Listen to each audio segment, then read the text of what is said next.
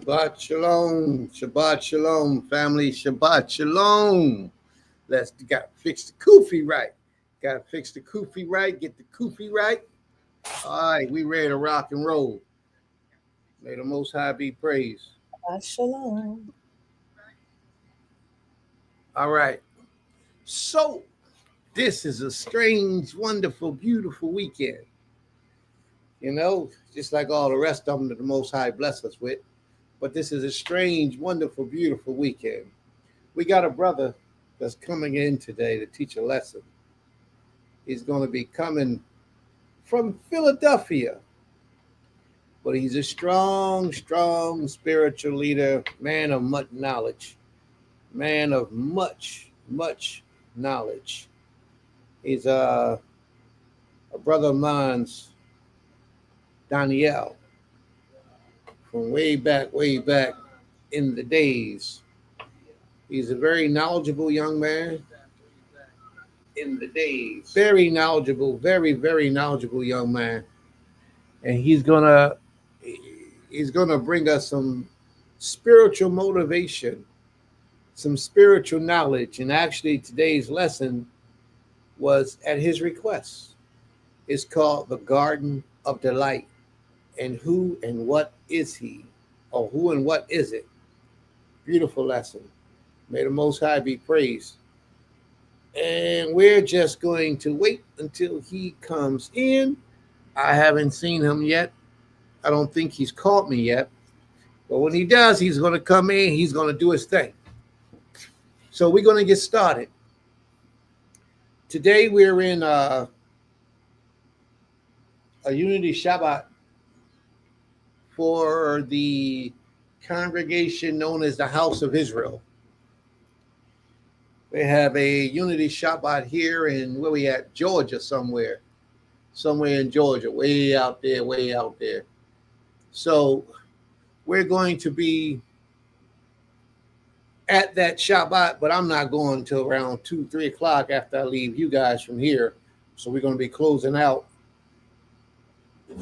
after Murray Daniel is finished. After he finishes his class, then we're going to attend Shabbat service with the brothers, the family, the sisters. We're going to attend Shabbat service with them. And we're going to enjoy the greatness of the Most High on this day and try to take full advantage of it. For some reason, I think I need to call this brother and see where he is. He should have been here by now. Well, I'll give him a little bit of time to join. So let's get started. So at this particular time, anything that you would like to thank the Most High for, now is the time to do so.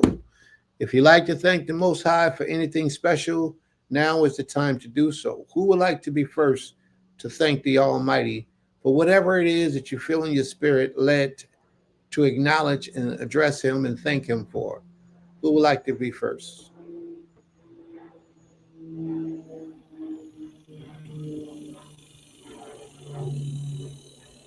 Ima, did you say you wanted to be first?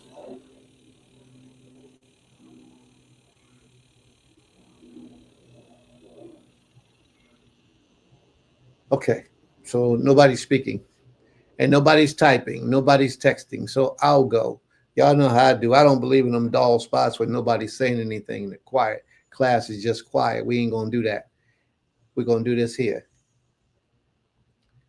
I like to thank the Most High for health, strength, portions of His wisdom, knowledge, and understanding, His guidance, His correction, His blessing.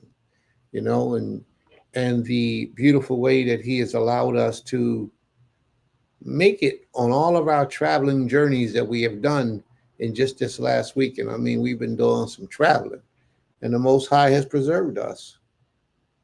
He's allowed us to travel from one side of the state to another side of the state, far, far away from each other. And I, myself, am very grateful for the Most High's mercy. He allowed my sister to join us, Sister Carol. She's here with us, and she's traveled. Well, she traveled down with the rest of the family, but she's spending her time with us. And I think that's a beautiful thing. And we're grateful, very, very, very, very grateful that she has chosen to spend her time with us. You know, oftentimes we don't think to thank the Most High enough for his blessings in all that he does. So if the spirit hits you and it comes to your mind to bow down and humble yourself and get on your knees and thank the Creator, then by all means, that's exactly what you should do.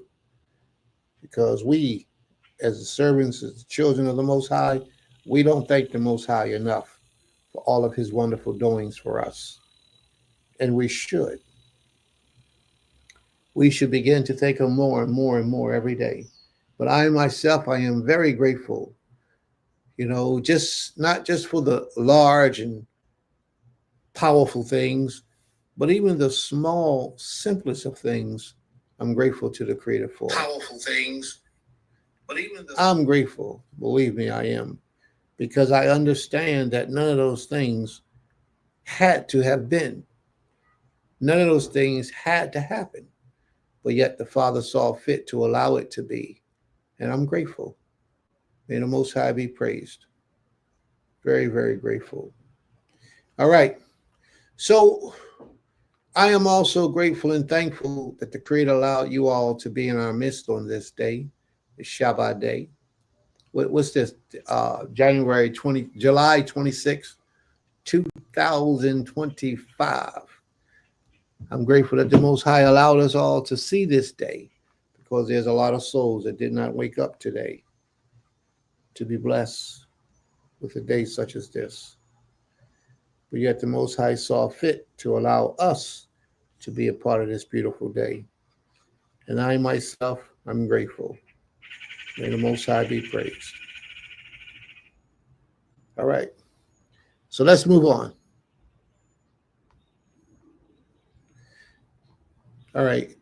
Is there anyone else in the audience, in the listening audience or in the video? Iman, did you want to acknowledge the Most High on this day? Okay, Shabbat Shalom, Legolam, Shabbat Shalom, everyone.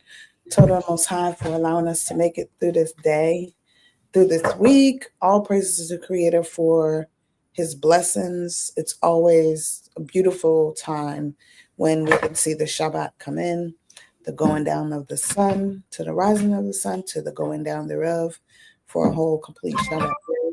And I'm grateful that the Most High has allowed us to witness it once again, and continuously pray that we have many more Shabbat or Shabtot, Salakali, Shabtot to witness, to congregate with, to just have a blessed time with family. So I'm thankful for traveling mercies, as my Ish stated. We traveled and we made it all the way here to a place to celebrate with other of our brothers and sisters who think in similarity of us. And so grateful to be able to commune with them, to see old friends, old sisters and brothers that we have not seen in a while.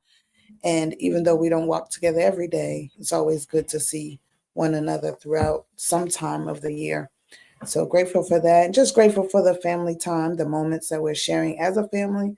Grateful that the Most High has given all of us traveling mercies. As he said, Ema Carroll is here with us, and our daughter Ezekiel, and then of course our son BK, and my sister wife and I. And so it's just been beautiful just to embrace and to meet people. And we went to St. Simon's Island yesterday looking for Ebo Landing, and we actually fell upon two vendors who of one's from Africa, the other's from Gambia. But we got so much history from that moment, just stopping by. We got so much history and understanding, and even exchanged, gifts of token of appreciation. So give thanks to the Most High for those moments. And I pray that he continues to be with us, guide, shield, and protect us. So many thanks this week for celebrations of life of my families that have that are here with us still, and I'm thankful to be able to have celebrated their solar, I guess you could say, return, their 1 year return of happy birthday to my siblings that have had birthdays this week, my cousins, and just looking forward to a beautiful week approaching. So Toda Rabah Most High for this blessing.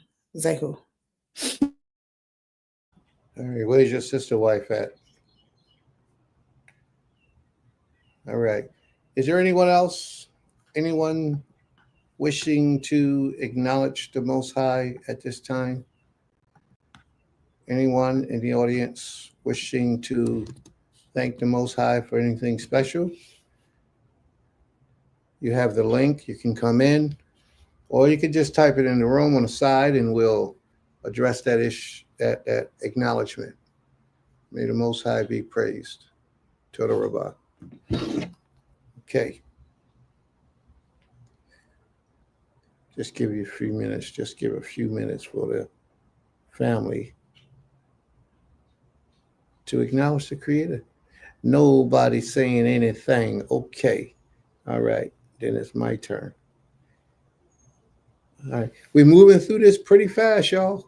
I can't complain. We're moving through it pretty quickly.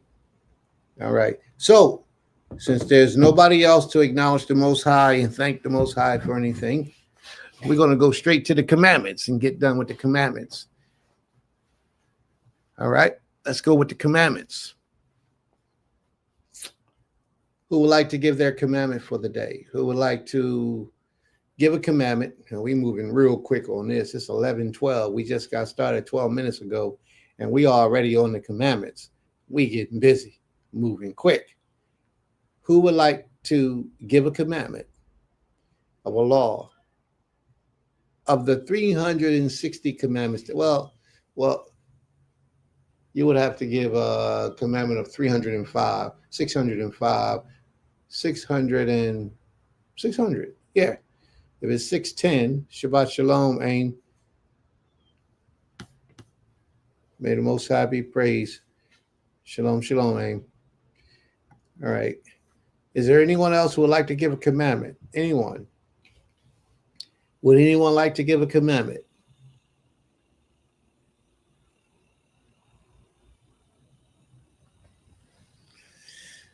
This is the day you get creative. You give acknowledgments and praise and honor and commandments in reference to the Creator in hopes that the Most High will hear you and acknowledge what you're doing and cause his blessings to be upon you. But Prince don't want to, force the issue.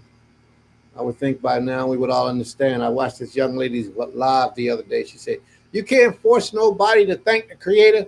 So I'm going to back down, because maybe that's the impression she had, that Prince was trying to force somebody to come out of their shell and acknowledge and thank and bless and send blessings in the direction of the Creator. Prince ain't trying to do that to anybody. Shabbat Shalom, Sister Atara. Shabbat Shalom. So, does anyone else have a commandment for the Almighty today in reference to the Almighty's laws? Does anyone have a commandment for today? How about the commandment that thou shalt not steal? Thou shalt not steal is a commandment, one of the commandments, one of the 10 commandments that a lot of people overlook because they feel like what the other person might be missing is not readily important to them or of any significant value. So things that are a little value, they take it upon themselves to keep and just assume that the other person is not offended because of what they've done. And that's not the way it should be. We should hold all the commandments of the Creator to be of great importance to us, all of them. And we should recognize that we ourselves are sometimes guilty of violating the simplest of the commandments of the Most High. So what I'm saying to you all is that this is going to be a short, expedited class today. We are already on the commandments. Once the commandments is over, we're going to get right straight to the lesson. Now, today's lesson was entitled The Garden of Delight. Who and what is it? Because we had a brother who was coming on today to teach. our brother Morey Daniel from Philadelphia, from Temple Kifarim. But I wasn't able to contact him this morning, and I don't know if anything has happened since last we spoke. We texted this morning, everything was fine, but I haven't heard anything from him since. So I don't know if he had any problems or difficulty. I'm not sure. And then when I call him, I don't get through. So I don't know what's happening. But we're going to do what we got to do. Y'all know how that go. We're going to just start teaching, and we're just going to move forward and get this thing done. We are in a unity Shabbat with another congregation, the House of Israel, of the House of Israel of Ohio, Cincinnati, Ohio. We are here at their Unity Shabbat, and what we're going to do, we're going to be going to their service in a few, but we had to do our own service first, and then after our service is over, we'll be going down there. Y'all gonna thank the Creator? You gonna thank the Creator? Sure, but I was about to ask something else, but I can thank them. Oh, you gonna ask something? All right. Go ahead. Come on, the camera. It's up to you. It's your decision. You the boss. Shalom, Lekulam. I am grateful to be here with my family, experiencing my first Unity Shabbat. No, wait. Second Unity Shabbat, and in a different place in Georgia. I know. Thank you. And it's beautiful out here. And I am just, I'm grateful that our son is able to be here as well and experience this. So that is it. So the Most High. All right. May the Most High be praised. To the Rabbi. This fine. May the Most High be praised. You look nice. Thank you. To the Rabbi. Oh, man. I got to step my game up. Be stepping out with these princesses. I got to step my game up. Mr. Otter, Shabbat Shalom, Mr. Otter. Shabbat Shalom. Welcome, welcome, welcome. Yes, we're going to do this, y'all. We're going to do this. So, yeah.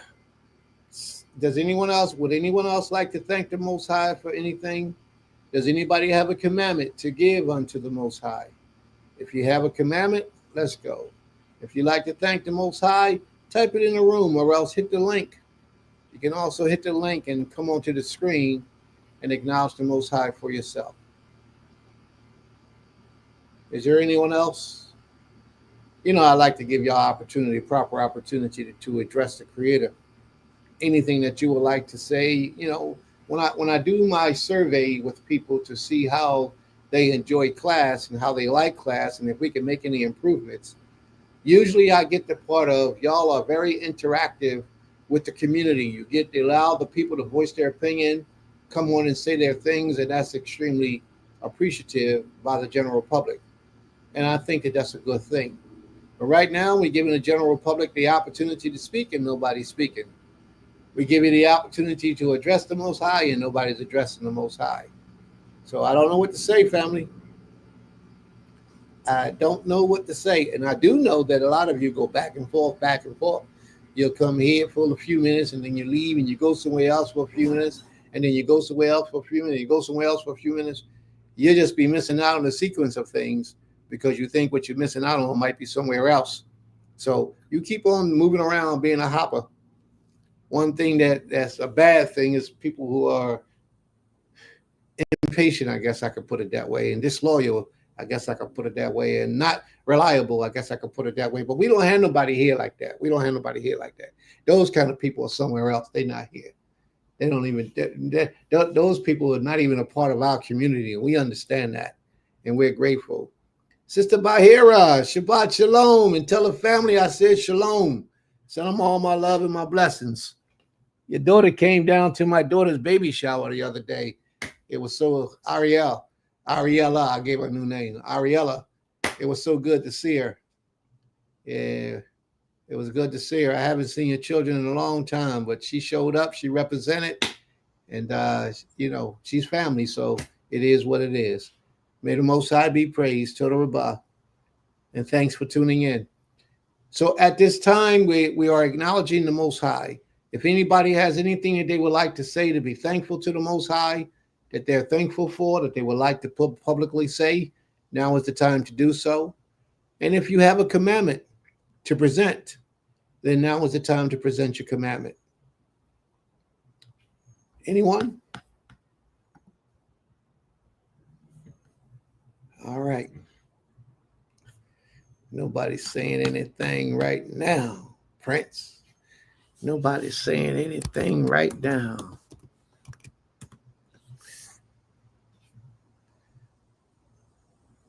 All right. So what we gonna do, since nobody ain't talking, since nobody ain't addressing, look like our class might be over early. So the people that usually come in and come around 1 o'clock, 1:30, they might miss this class today. I don't know. We'll see how long it go. I'm gonna stay as long as y'all want me to stay. I'm not worried about nobody else. This comes first. And this is where we'll be first. And then once I ran through the lesson and gotten the lesson, and I mean a slow run. I'm a slow run it real slow. I ain't in no race to get it over. But once I've gotten through the lesson, then we'll just end our class, close it out, and be on our way. But that's where we'll be going, to that Unity Shabbat. May the Most High be praised. All right. So nobody's addressing, nobody's saying anything. All right. So what we're going to do, we're going to do it like this.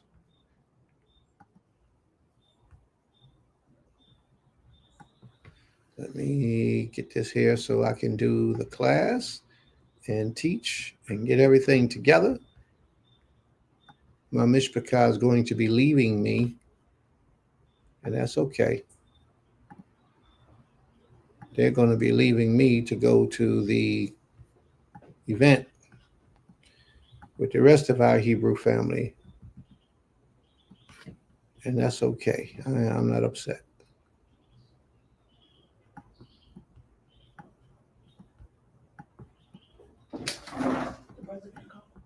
No, I ain't heard from him yet. So we're going to just get started on our own. Y'all know how it go. When you are responsible for giving, sharing, and teaching people understanding and knowledge, you have to always be in position to do things, to teach in case something goes wrong. And I pray that the brother's okay. I pray that he's okay, but we got to get started. We got to move forward. He's a good brother. His knowledge is phenomenal. You know, his knowledge is I don't know many people walking the earth of our people that has the type of knowledge that this brother possesses. He's strong.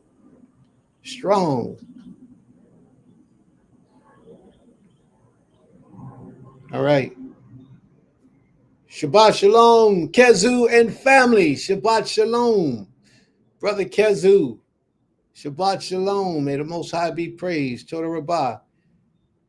Is there anyone who would like to give a commandment to the Creator? Anyone? Is there anyone who would like to acknowledge the Most High for what the Most High has done for them recently that they felt was of an importance that they would like to share with the Most High and the Most High's people? Anyone? Brother Kezu, shalom, shalom. Tell your wife, your children, we say shalom. All right, we're going to get moving, family, because nobody is speaking up.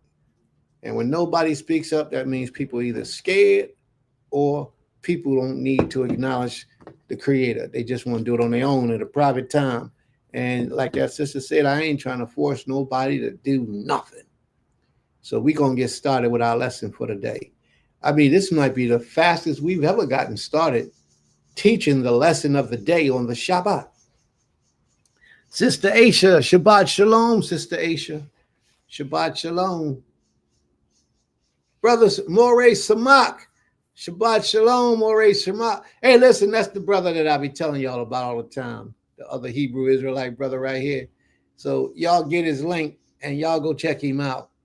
He teaches, every week. Matter of fact, to sometimes 2-3 times a week. Yeah, Moreh Shema. Look, there he is, y'all. Moreh, if you can put your link in the room so that the family can look you up and find you and be able to locate you at other times when they're not here with us. When they're not here with Temple Kifarim, they could be down there with you, tuning in with you. Hit it up, hit your link up in the room if you don't mind, Moreh, just so that the family that's here, because we all family. And when you get a good teacher in your midst, you want to share the teachings of that good teaching. So I would like for the people to be able to contact you and listen in on your classes and get to learn and be educated from you as well. All right? Yeah, we getting ready to get started, Mr. Otter. We getting ready to get started because people playing.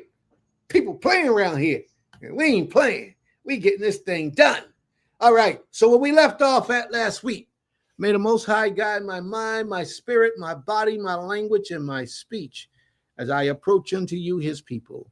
May the Most High be praised, giving the Most High the highest honor and praise that one can give. All right, Aim Katir put up her commandment. I can't overlook that. She put up her commandment. All right, let's see what Aim Katir commandment is. The Most High establishes, Exodus 22:3. All right, Exodus 22:3. Let me get this book, please, so I can pull it up. Exodus 20, that's the commandments, the 10 commandments, 2 and 3. All right, in Exodus 22:3, it says, I am the Most High, Ha Elohim, your Elohim, which have brought thee out of the land of Mitzrayim, out of the house of bondage.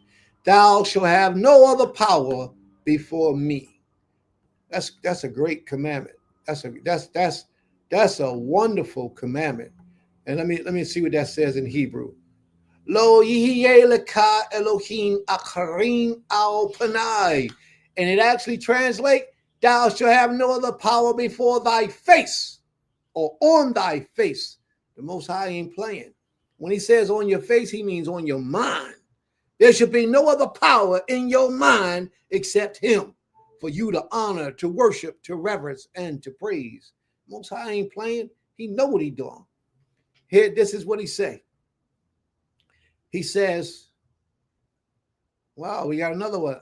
And Brother Kezu, we don't supposed to do any of the 10 commandments, but I'm going to let that slide right now because ain't nobody else saying nothing. So we're going to let that slide right now. Let me do this. Aim's commandment, understanding of that commandment as the Most High establishes his position and the hierarchy of his government. And our focus and contemplation and loyalty should be on him. Wonderful, Aim. May the Most High be praised. All right. And my brother Kezu put up, honor your mother and your father. All right. What's your explanation for that, Brother Kezu? What's your explanation for that commandment? Would this apply to a child that is constantly in opposition for his/her parents' desires, even if the person thinks they're grown? Absolutely. Even if they think they're grown, you're supposed to honor your parents.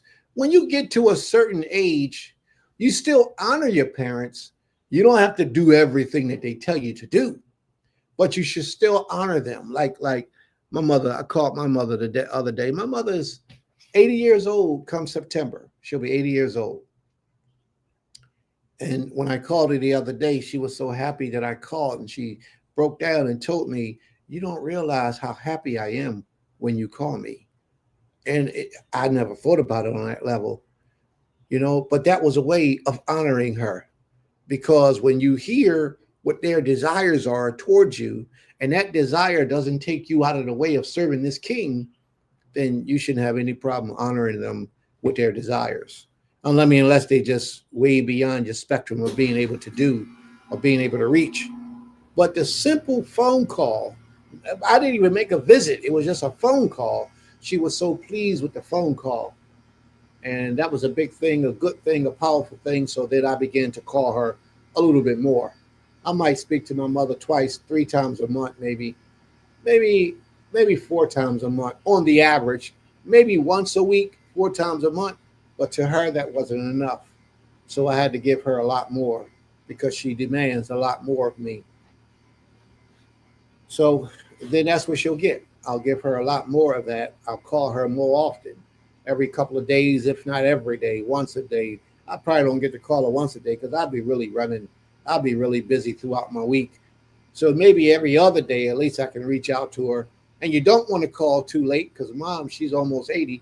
She usually in the bed by 8:30, 9 o'clock. And it's hard for me to do. So yes, I'll call her more often. All right. May the Most High be praised. I want to put that up there for you so the world can see it if they can't hear it. Would this apply to a child that is constantly in opposition for his or her parents' desire, even if the person thinks they're grown? Now, that's a sticky situation because I look at it this way. The person could be grown, 25, 26, 27. Let's say it's a female. She's 25, 26, 27, but yet she lives in your home, in the house that you provide. So yeah, she thinks she's grown, but she's not really grown. And yes, she still had to adhere to your whatever it is that you placed before her, she's required to do and obey. Now, if she doesn't live in your home, then and she's 26, 27, taking care of herself, providing for herself, be it male or female, then yeah, they have to make that decision to do what it is that you request. But if we're just talking about honoring your parents, to just honor your parents doesn't take much out of their way. Like at my home, I have restrictions for my adult children that live at home. They have to be in that house by 11 o'clock. And they're 26, 27, some of them, one of them I think is 31. But 11 o'clock is the cutoff time that I request for them to be in the house. And if they don't do that, then we got to have a serious conversation. They got to explain to me what happened. The tire broke, the car broke down, the tire got flat. They couldn't get away and they didn't have their phone because it wasn't charged up. It has to be something like that for me to be acceptable of it. Other than that, I need my children to be home, especially if they're females. I need them to be home by 11 o'clock at night. And I'm going to say this, and I'm going to say this real simply, family. There is no reason, almost no reason for any Hebrew woman to be on the streets at 12 o'clock, 1 o'clock in the morning. That's just disrespectful. There is no reason for a female woman. I don't care how old you are. You could be 50 years old. None of that matters. There is no reason for a Hebrew woman to be on the streets 12 and 1 o'clock at night. None. I mean, unless your man is with you, then that's a different story. If your husband is with you, that's a different story. But if you're a single Israelite woman, there is no reason for you to be out past 11 o'clock at night, ever, unless something out of your control takes place and keeps you out, but yet you're safe. So you might as well stay wherever you at until the sunrise, because the world is crazy. And I know that the Most High's mercy, the Creator has spared your life thus far, and you feel like nothing is going to happen to me. I'm cool. The Creator got me. Yeah, the Creator got you, but the Creator is telling you not to be a fool and put yourself in these positions that could cause danger upon your life. The Most High doesn't want that to happen. So therefore, the Most High wants you to consider, and He wants you to be in a home at a decent hour. You know, He don't, just because you know the Most High is with you, don't mean you got to tempt Him either.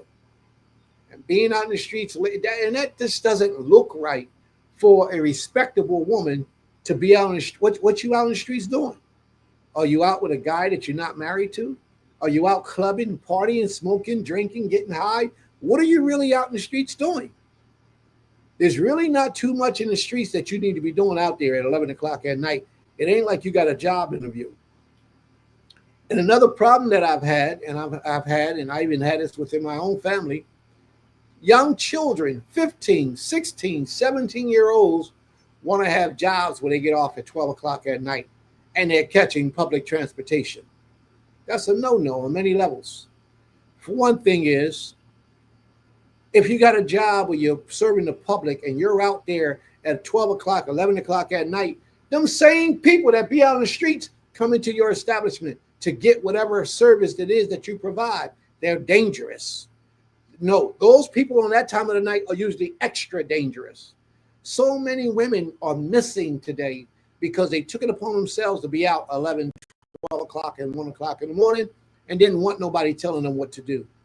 And if you're a sister and you driving like an Uber or something of that nature, and you're out in the streets driving Uber 11, 12 o'clock at night, shut it down, sis, by 9 o'clock, because it gets crazier the later it gets in the night into the wee hours of the morning.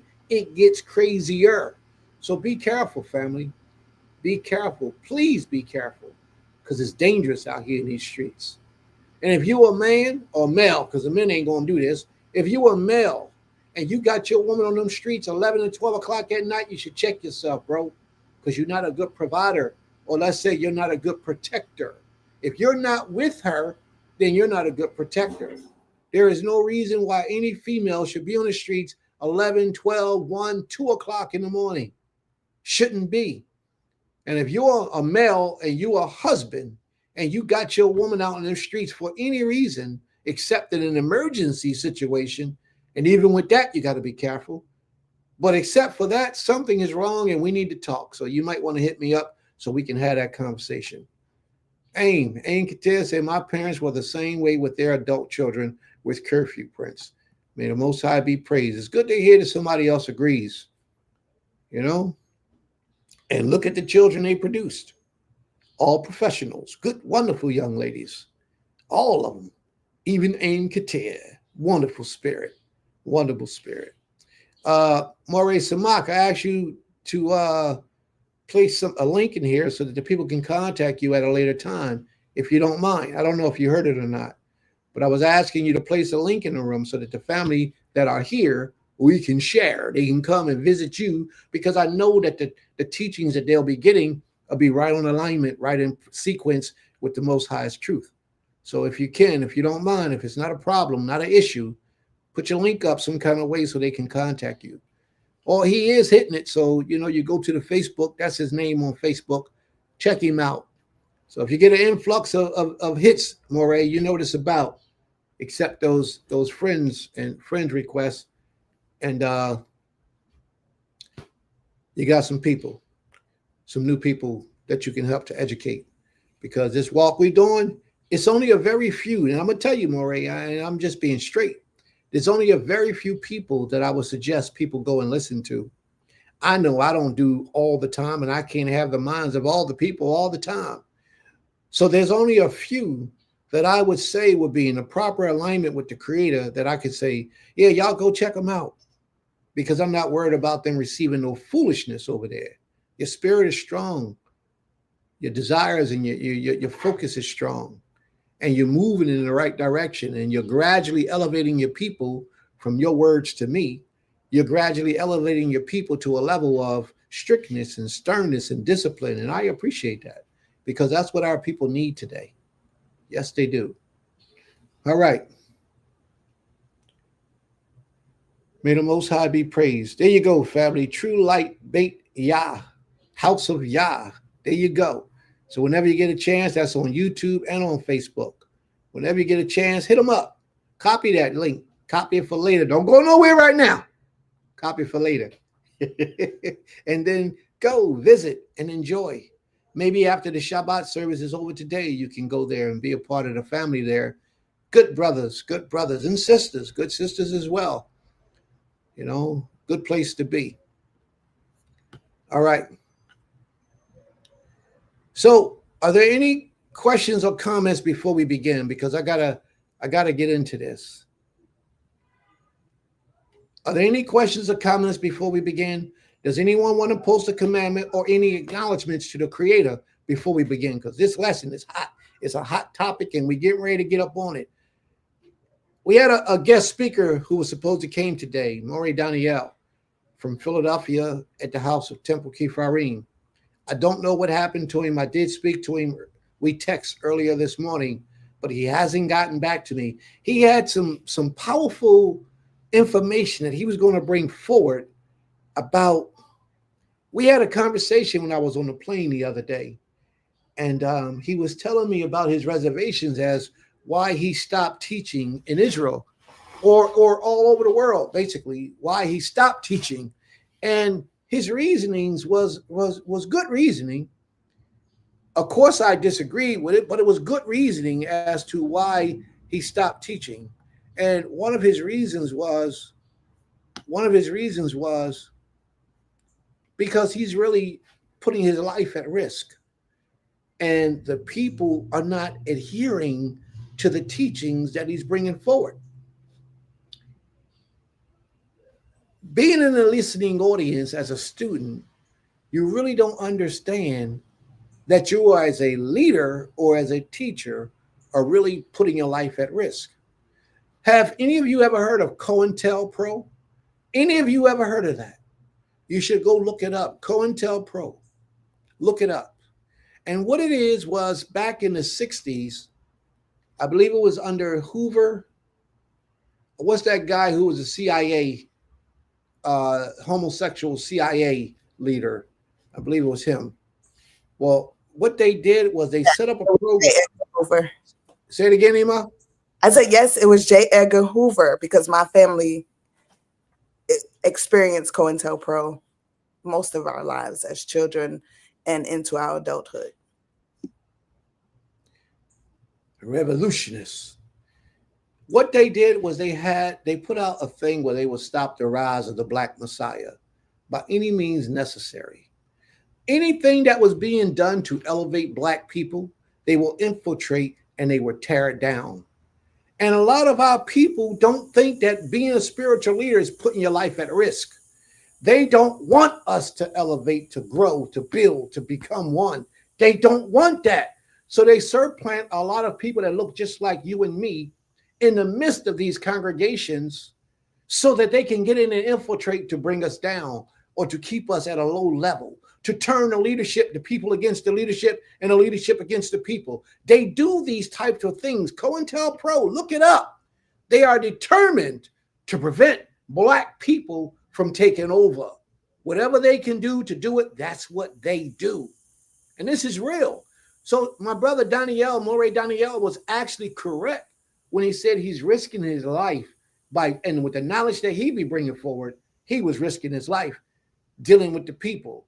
And the people, it wasn't worth it. At one time, I stepped away for a minute for the same reasons. I'm doing so much and my life is at risk. And people don't even go research the information that you share with them. A lot of people just there for argument and debate. A lot of people are not really here to be spiritually in tune with the Most High, because the tools that we present here at Beulah Atlanta Temple Kipharim are powerful tools. We don't play these games. We serious about this life. And there are a lot of people who try to do what they can do to bring you down. Any kind of way that they can, they try to stop this process. If they're not doing it, they don't want you doing it. If they're not teaching it, they don't want you teaching it. And then after they destroy what it is that you're doing, this knowledge, they found out they can't dispute it. They try to find other ways to stop you from spreading that knowledge. Try to sit you down, tear you down, disrespect you, put your name on blast. Some people even go as far as to try to make you get in a physical fight with them so that they can call the police and have you arrested. You got to be sharp enough to understand. You can't be a regular man when you stand before the people of the Most High. You can't live a regular life. Let me show you. Let me give you a small example of a brother. And to this day, I swear they had this man killed. Y'all might laugh and say, "Oh no, this guy ain't one of them." But he was one of those people that was raising the consciousness of Black men, and mysteriously he died. Kevin Samuels. What happened to Kevin Samuels? Kevin Samuels grew too big, too fast, too soon. And Kevin Samuels was actually, whether you like the man or not, he was doing a job. He was raising the consciousness of Black men, making Black men be more accountable, more respectful of themselves, and really teaching them how to be disciplined to provide for women. That's what Kevin Samuels was actually doing. But a lot of people didn't recognize that in Kevin Samuels. They took him to be the negative. But Kevin Samuels passed away unexpectedly, mysteriously, and to this day, nobody's made a fuss about it. And I understand you don't like the man, or you might not respect the man, or whatever it was. Kevin Samuels was raising the consciousness. He was doing things for black people. He was getting them sisters together. I mean, I used to watch a lot of his shows, and the sisters would call in and talk about how they changed their lives, and they're doing so much better. They had gotten married. They changed their behavior. A whole lot of things. Well, those people don't like that. They don't want to see us rise and become providers for our families, provider for our household, responsible men and women. They want our women to be whores, running the street, screwing anything and everything that flows and blows with the wind. That's what they desire for you. Well, what do you desire for yourself? You got to want better for yourself, because if you don't want better for yourself, the world will provide for you. And the world is a haven for you. You know, they give you all the things that you don't want to do for self. And it's an easy life when you're living a life that's on the streets that everybody else is living. It's a challenge for the black man to rise to the epitome of excellence in his mind, which means you're taking care of your family. You're providing for your women. How many other women you got in your life? As long as you're providing for them and y'all are both in that agreement, that covenant before the Most High, then that's your wife. And you're providing for them. You're spiritually in tune with your maker. You don't have to please your spiritual leader in everything that you do, but you're walking in your integrity that you know that what you're doing is not against the violations, or not a violations against the laws of the Creator. You're spiritually in tune with your maker. You are a man that they want to prevent from existing in this earth. So yes, your spiritual leader who is raising you up and teaching you how to be that man and how to be that type of woman, their lives are at stake. These people don't like that. Man, listen, if I leave a bottle of water in my car, come out the next day, and that bottle of water is still in my car, I'm throwing it out. I don't want it. No, can't trust it. Why? Because I too are at risk for these people to try to rub me out. I know it. I acknowledge it. I live it every day. So I try to be careful when I'm driving down the street. My street days, them gangster days, they haven't left me. I'm still watching to see who's driving behind me, who's following me. I might pull over sometime to make a crazy stop to see who else stopped. I'll be on point. I'm serious about this life. A lot of you ain't, because you think this is a joke. And you didn't live in those streets like I used to live in them streets. I used to run them streets. I used to be a part of them streets. And that street life has helped me to have the mentality that I have, and it has preserved me through the Most High's blessings, because they don't want us. They don't like us. So when my brother Moray Daniel told me that he stopped teaching for that reason, because he's putting his life at stake, you have to ask yourself sometimes, is it worth it? Being out here, putting your life constantly at risk, is it worth the reception that you get from the general public that you're trying to help? You have to ask yourself that question. And he was right. I have to say it. Sometimes it's not worth it. When the people are not listening, and the people are not doing, and the people are not adhering, it's not worth it. And you risk your life for your family as well. Sometimes your women have a hard time understanding you, because you're constantly on them about, oh, we can't eat this. We can't go here. We can't do that. Or you can't wear this. They don't understand sometimes that is for the betterment of them. Not for you to be a disciplinarian and put your hand down and just be hard and rude because you can. That's not what it's about. That's not what it's about. It's to prevent you from hidden dangers and troubles that you don't see. When my family go shopping, my family know, don't go to the supermarket in the neighborhood. Because why? They're trying to kill us. They're trying to poison us. They want us to die first. And they send that poison through the black communities. My family, we go shopping in the European white neighborhoods with the people that got the money. We go shopping there because they're less likely to kill them than they are to kill us. We travel 15, 20 minutes away, sometimes a half hour away, just to go shopping at a grocery store that the Europeans go shopping at. Because this is serious about them trying to rub you out, family. And y'all might think Prince is a little delusional and a little exaggerating the point, but he's not. If you go to my Facebook page and scroll down, I put up something wherein I can't remember the state that was, but they was, I think it was it Detroit? No, it wasn't Detroit. It was another state where they was actually putting chemicals in the water. The FBI, the government was actually putting chemicals in the black community's water. Iman, you know what state that was? Mississippi, Port Gibson, Mississippi. Say it again, Iman. Port Gibson, Mississippi, which is about 30 minutes from Jackson, Mississippi. Do you have the time, Iman, to go to my page and pull that video up so you can share it with the family so they can watch it to see how real this is? Kane, I'll go. I shared it with my siblings. I'll go right there. Yeah, see if you can pull it up for me, please. That organization was created to maintain the status quo of this nation when a person, no matter what ethnicity you delegate. That's absolutely right, Aang. Another thing they have a plan that some of you might not be aware of, some of you may. They have a plan called the King Alfred Plan. And Rex 13, I think it is. They have Rex 13 and the King Alfred Plan. Research those things, family. These things was put in place to execute you. That when they see a black rising of any significant value that's positive, they seek to destroy it by any means necessary. This stuff is real. The Black Panther Party, I taught this at the class last week if you wasn't here. The Black Panther Party was built to fight off the Ku Klux Klan and all the things that the Ku Klux Klan was doing against black people. The Black Panther Party has been demolished completely, but the Ku Klux Klan is still here. And they still growing, they're still multiplying. They even into the police force, the judges, they've gotten sophisticated with their actions even. Well, where the black folk at? Where the black organizations at? We got very few black speakers that speaking any truth on these internets today. And then you get people like myself that coming out sharing this information with people, and people are not playing. Rex 84, there you go. Thank you, Sister Lyrical Dream. You're so right. They put that on you. You want to talk about it? It's the fact. Yes, they're in the court systems and everything. They're all over the place. They're really trying to hold us down.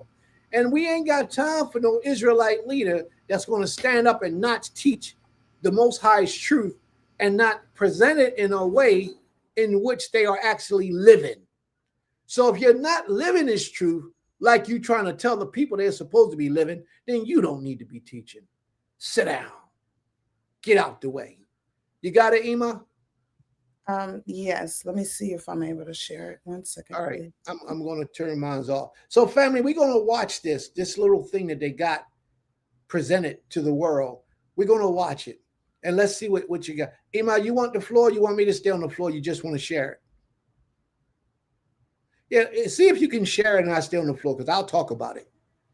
Believe me, I'll talk about it. Let me stop sharing. Let me see how I can share.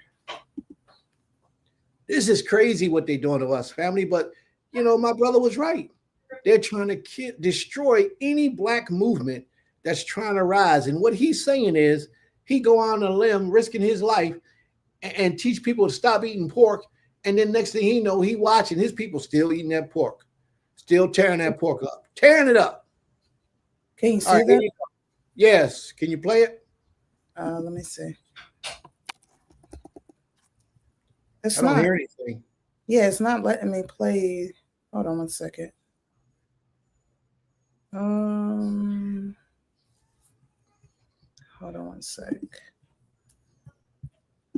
In the 1950s, the town of Port Gibson, Mississippi, had two water systems, one for white residents, one for black residents.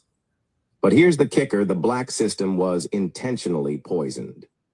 Port Gibson city records from 1954 show that engineers diverted runoff water from industrial plants directly into the black neighborhood's water lines. You can't play the video? Skin rashes, stomach illnesses, children hospitalized. City officials claimed it was a maintenance error. But an investigation in the 1980s uncovered internal memos confirming it wasn't a mistake. It was deliberate. One line read, Contaminants are unlikely to cause fatalities, but will discourage overpopulation. Read that again. Black families were paying taxes for water that was slowly poisoning them. No one was charged, no restitution, no acknowledgement to this day. Follow for more stories of how Mississippi weaponized basic necessities against Black communities. In the 1950s, the town of Port Gibson had 2 water systems. Now, family, just so that you understand, Ima, stop sharing that screen, please. And once I'm trying Just so that you understand, family, just so you understand what happened in Mississippi with them poisoning the water in the Black communities is not the only time that they did it. You know, you might think that that was Prince, you know, it was a mistake. It was an exaggeration. You blown it up. Let me tell you something. They did it in New York.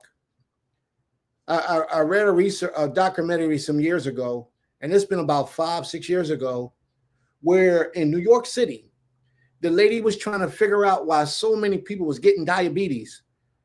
Was it diabetes? It was a disease that kills you. It was some sickness that kills you. And she did all this research, and she found out that it was in the waters in the Black communities that they were selling to the stores. That's when I stopped drinking, going to the community stores in Black neighborhoods. This might have been about 5-6 years ago, maybe even 10 years ago. But so that shows you that the distributors of the water companies are all a part of this plot to destroy the Black people.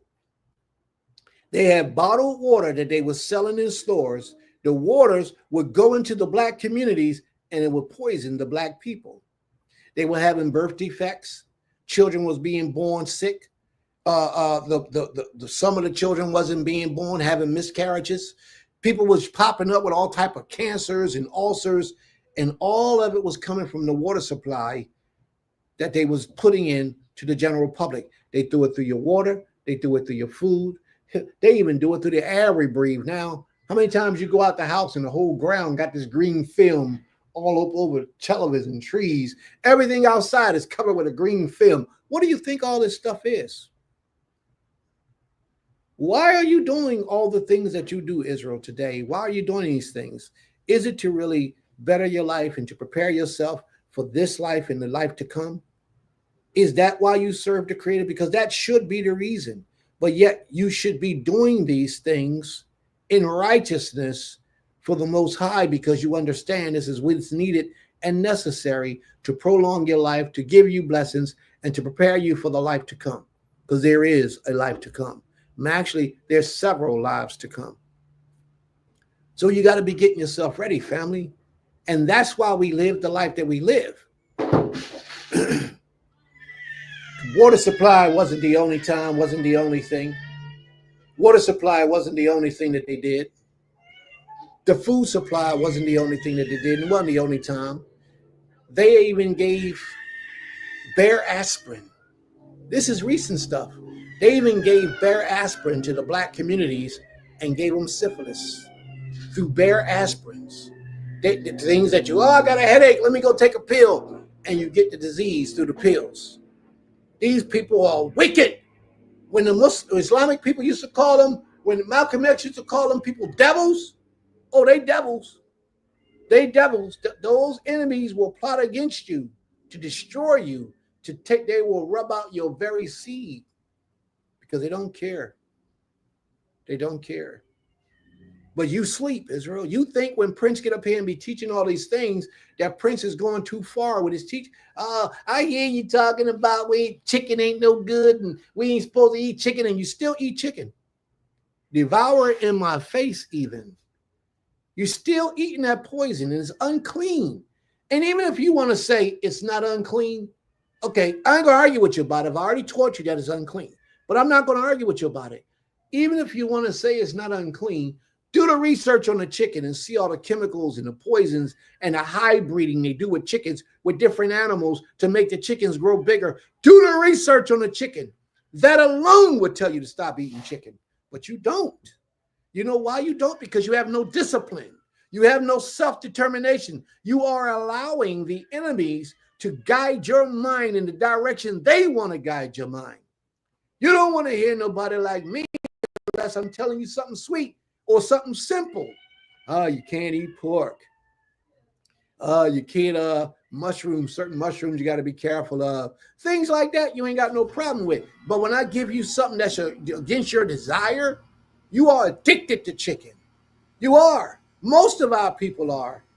Most of our people are addicted to chicken, and that's why we don't want to give it up. That's why we refuse and say, oh, no, Prince, not the chicken. You're not right. One of my brothers, we had these talks about the chicken. It caused him to look into all birds. Turkey is unclean. You can't eat turkey. You can't eat chicken. You can't even eat beef. But you know what? I bet you y'all don't give it up. I bet you y'all don't even begin to do the, and I'm not talking about get on YouTube and pull up chicken and where the chicken come from and where the beef come from without giving an extensive research on it. You got to look deep because they're not going to put it out there in the front for you. But these things are killing us. They're killing us. How many chemicals did the Chick-fil-A got in their chicken? Was it 90-something different chemicals? These things are prone to make you addicted to the chicken, make you desire the chicken. And guess what? You don't stop eating it. You already know, but you don't stop eating it. Because why? Because you have begun programmed to desire these things that are causing you harm. Marijuana, another thing. Weed. Prince told you about the marijuana too. Guess what? You ain't going to do that either. You know why? Because you love your weed. Who are you to tell me I can't smoke weed? Weed ain't doing nothing to me. Weed is killing you. Weed is destroying you, and you don't even know it. You don't even, man, you might know. Some of you might know how bad the weed is hurting you and harming your body, harming your mind and your functions and all that stuff, but you won't let it go. You don't want to let it go. You don't want to let it go.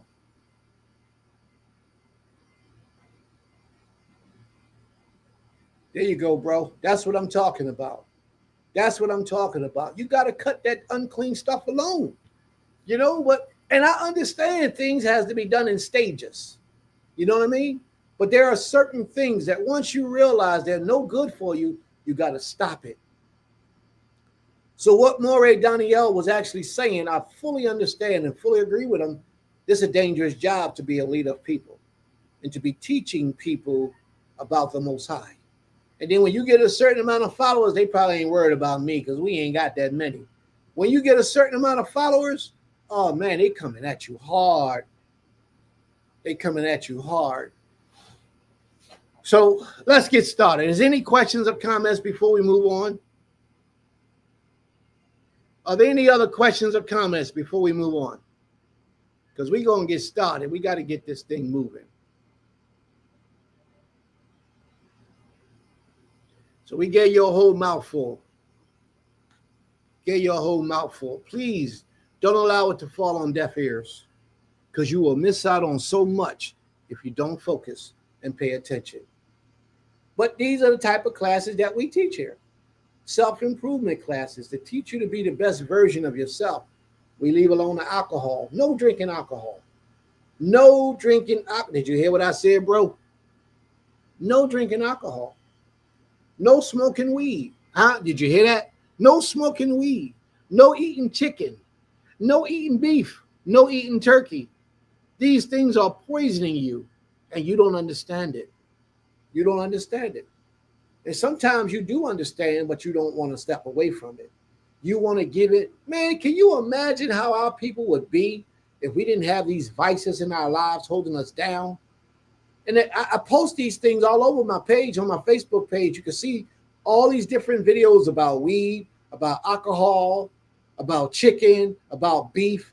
The original cow is not the cow of today. You won't find the cow that we're eating today in the wild because he doesn't exist. The one that used to exist in the wild, I believe it's called Aounus or Ionis, something with an A, Aounous, something like that. That was the animal that they breeded with a different animal to make the modern day cow. The creator didn't make the cow that you're eating. You call it beef. The Most High didn't make that. Man made it. Man engineered that animal from somewhere. It's not, when you see scriptures in the book that talk about and the cow and the bull and the bullock, that's not the same animal, but you think it is because you haven't done your research to check it out. The chickens of today are not the same chickens that was in ancient days from 2,000 years ago. These are different species of bird, and you don't understand it, but you won't do the research to find it out. Many of the fruits and vegetables are not the same fruits and vegetables of today, of yesterday. And you're right. You're right. Many of them are not. But when you find out, you got to let them go. Like broccoli, like cauliflower, carrots. These things are not original. They were man-made to give us a certain pleasure, a certain taste. That's what these things are brought about for. It's a whole lot of things that was not original. When you find out that man has made this, you need to separate yourself from it. So I've changed my whole eating habit. My wives, it's hard for them to follow up on me. Well, what you eating today? Do you eat ketchup today? Oh, no, I ain't eating ketchup. 6 months later, I might take a little taste of ketchup, but I'm not eating ketchup. It's not in my system to do. I've found a lot of benefits of some good tomatoes, and that's what you got to get, some real tomatoes. Real tomatoes, because do you know that the tomatoes of today, the majority of them are genetically modified with pig DNA? They put pig DNA in tomatoes so that they won't freeze during the wintertime when it's a frost out. So they genetically put them in there so that the animal, so that it will become a part of the DNA of the tomato. These people is wicked, man. They're wicked. Excuse me? Keys what? In the car. They're in the car. Shalom. May the Most High be with y'all. Boy, they stepping out. Y'all look like royalty. Y'all look like royalty. Yeah, may the Most High be praised. To the Rabbah. All right, let's get going, y'all. Let's make this thing happen. Let's make this thing happen. May the Most High be praised. To the Rabbah. Are there any other questions or comments before we move on? Because we're about to get it in. Say it again. No, we're going out to take a picture. Well, baby, how are you going to do that? Walk around. All right. Yeah, go ahead. Shalom. May the Most High be praised. Are there any other questions or comments, family? No other questions or comments? Very well. Let's move forward. Let's get this thing done. Let's get it done. All right. So we're going to start off where we left off last week with 1 Kings chapter 1, verse 49. We're going to start off in 1 Kings chapter 1, verse 49. That's where we're going to start at. All right. 1 Kings chapter 1, verse 49. All right. Is that large enough for everyone? I assume it is. So let's rock and roll. Now, remember last week, Adonijah had tried to take over the kingdom from his father as his father laid on his deathbed. Adonijah tried to take over the kingdom from his father as his father laid on his deathbed. Adonijah knew that the kingdom was supposed to go to King Solomon. He knew this, but he wanted to take it over because he wanted to be king. He was the second son of Dawid that tried to take and usurp the throne. Absalom was the first one, and then Adonijah, he was the second one, tried to usurp the throne from his father. And what happened was, when King Dawid got wind of it, King Dawid went and had anointed King Shlomo as king. And Shlomo reigned as king. And as King Dawid was taking his last breath or on his deathbed, he spoke out to his son Shlomo and gave him a set of instructions. Shlomo, being merciful to Adonijah, told Adonijah, I'm not going to kill you, but stay in this place. Mind your attitude and conduct yourself as a man, and you'll be all right. Be respectful.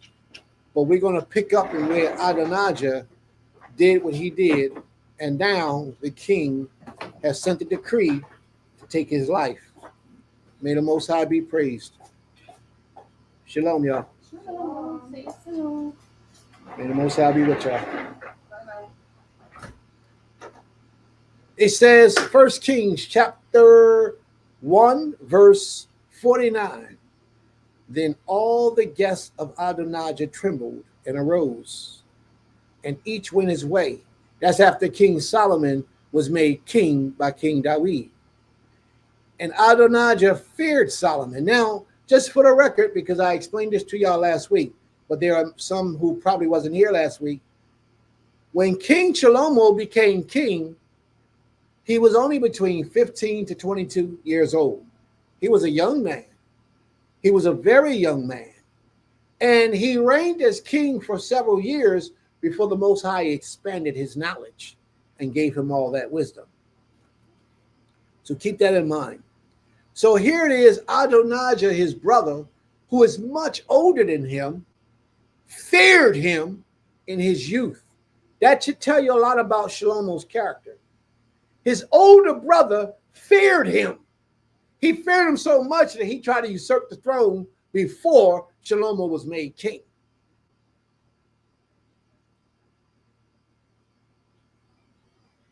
And watch this. So he arose and went and took hold of the horns of the altar. Then it was told Shlomo, behold, Adonijah fears King Shlomo. For behold, he has laid hold on the horn of the altar, saying, let King Shlomo swear to me first that he will not put his servant to death with the sword. And Shlomo said, if he will show himself a worthy man, if he will show himself a worthy man, not one of his hairs shall fall to the earth. But if wickedness is found in him, he shall die. So, if that wasn't mercy, what was it? Christians teach that there is no mercy in the old covenant, in the Torah or the Tanakh. There is no mercy. That is mercy right there. This man just tried to take the kingdom from Shlomo. So Shlomo, in his mind, already know that there's a threat. His brother poses a threat to his life and the life of his mother. In his mind, he understands that. But yet, when he sent his men out, his goons, to go get his brother and take his brother out, he entered into a covenant with his brother, showing mercy to his brother. Yeah, I won't kill you as long as you show yourself to be a worthy man. But if I find any wickedness in you, I'm going to take you out.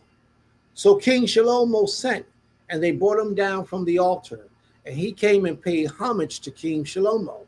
And Shlomo said, go to your house. When David's time to die drew near, he commanded Shlomo, and we're in 2 Kings, his son, saying, I am about to go the way of all the earth. Be strong and show yourself a man, and keep the charge of the Most High, your Elohim, walking in his ways. Those were the instructions that King David gave to his son. And we're going to start our readings in the 3rd chapter, well, right at the end of the 2nd chapter. At the end of the 2nd chapter is where we're going to start.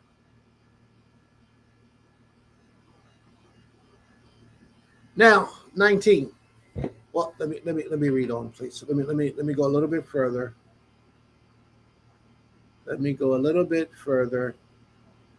I had this all set up, but my son touches my computer and messed it all up for me.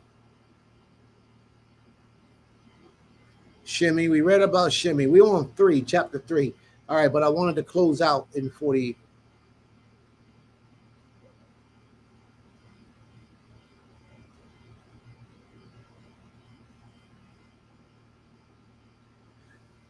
All right, we all remember what happened to Shimei, but we ain't going to start on Shimei. We're going to start at 31. 1 Kings chapter 3, verse 1. Shlomo made a marriage allegiance with Pharaoh, king of Egypt. Does anyone know why, or anyone suspect in any reason, why Shlomo made this marriage covenant with the king of Egypt's daughter?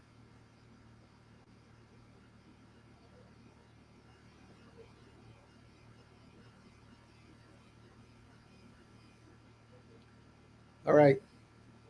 In the ancient days, kings would marry another king's daughter, or princes, their sons would marry a princess of another kingdom to keep the peace between the two kingdoms, which means that more than likely you're not going to attack or wage war against a kingdom if your blood is a part of that kingdom, like your daughter or your son. If they're a part of that kingdom, you wouldn't want to wage war because you wouldn't want to kill your own seed.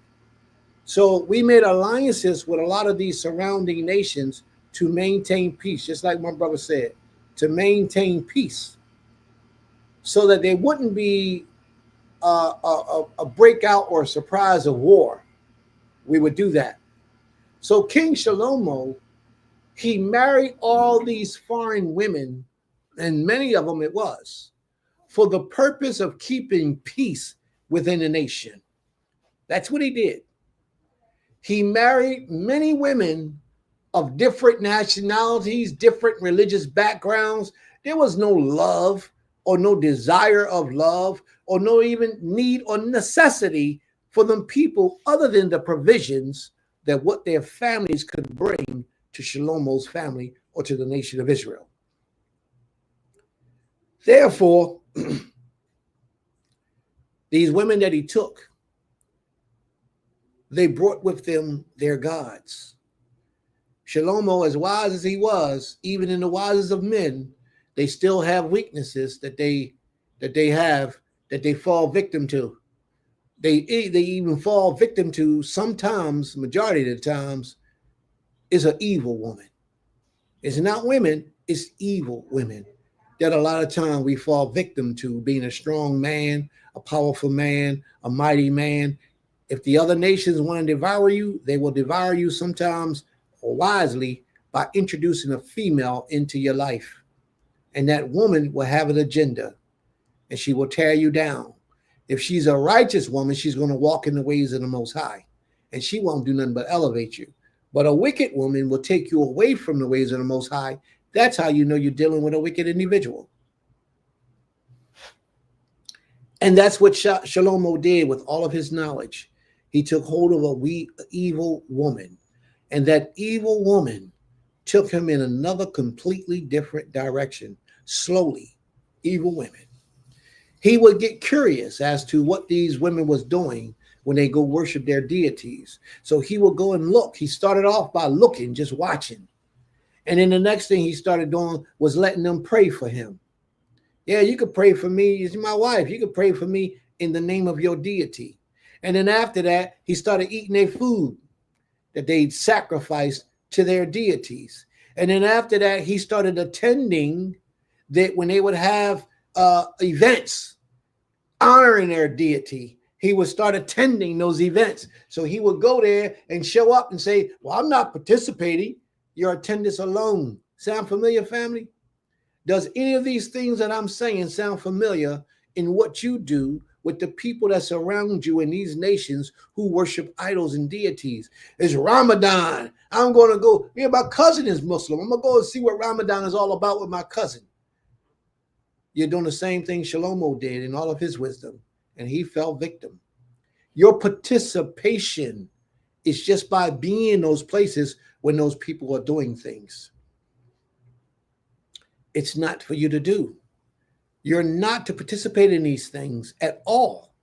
And you're not supposed to eat the food that are sacrificed to devils.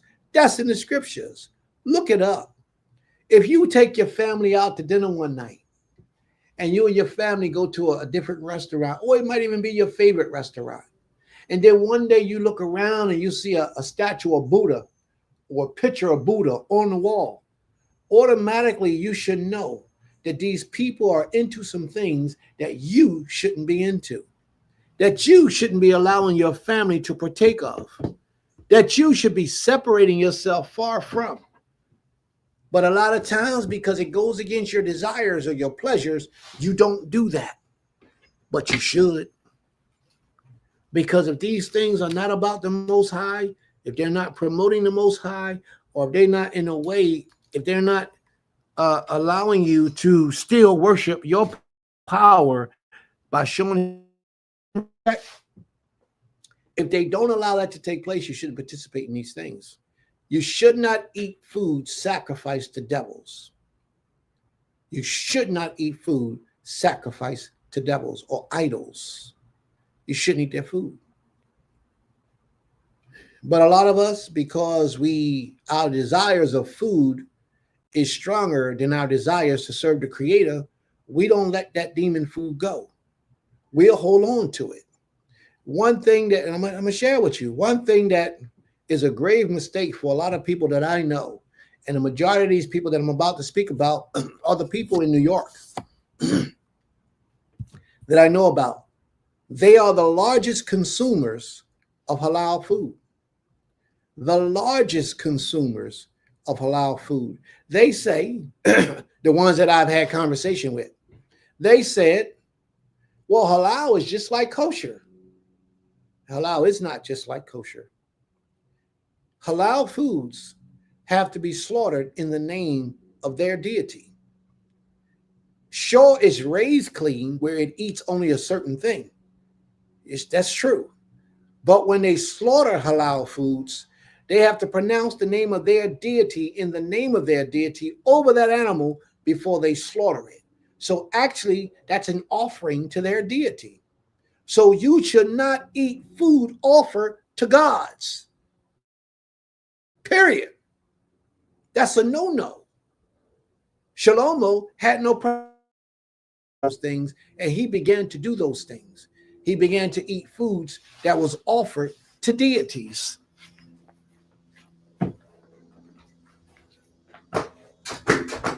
Man, these women done locked me out the house. They done locked me out. I don't believe it. I'm at an Airbnb, and they done locked me on the back porch. All right, I got the key for the front door. I ain't worried about it. They done locked me out. I can't believe that. But that's okay. I wonder if this same key works this door too. Give me a second, family. But stay away from that halal food because it's not good for you. You can't eat those things. Those are things that you shouldn't do. Shlomo began to do those things. Shlomo gave in to his desires. Yes, he did. He gave in to his desires, knowing what to do and what not to do. No, I don't need you to come back, Ima. I got the key for the front door. So you can go ahead and keep going. I'm all right. I can get in. And that's what a lot of us do. But some of us be so desperate to find a man or a woman. Some of us will be so desperate to find a man or a woman that we will put the laws of the Most High to the side. We put them to the side and we go with our own desires. Well, I've been single for 15 years. I've been celibate for 15 years. I'm going to find me a woman.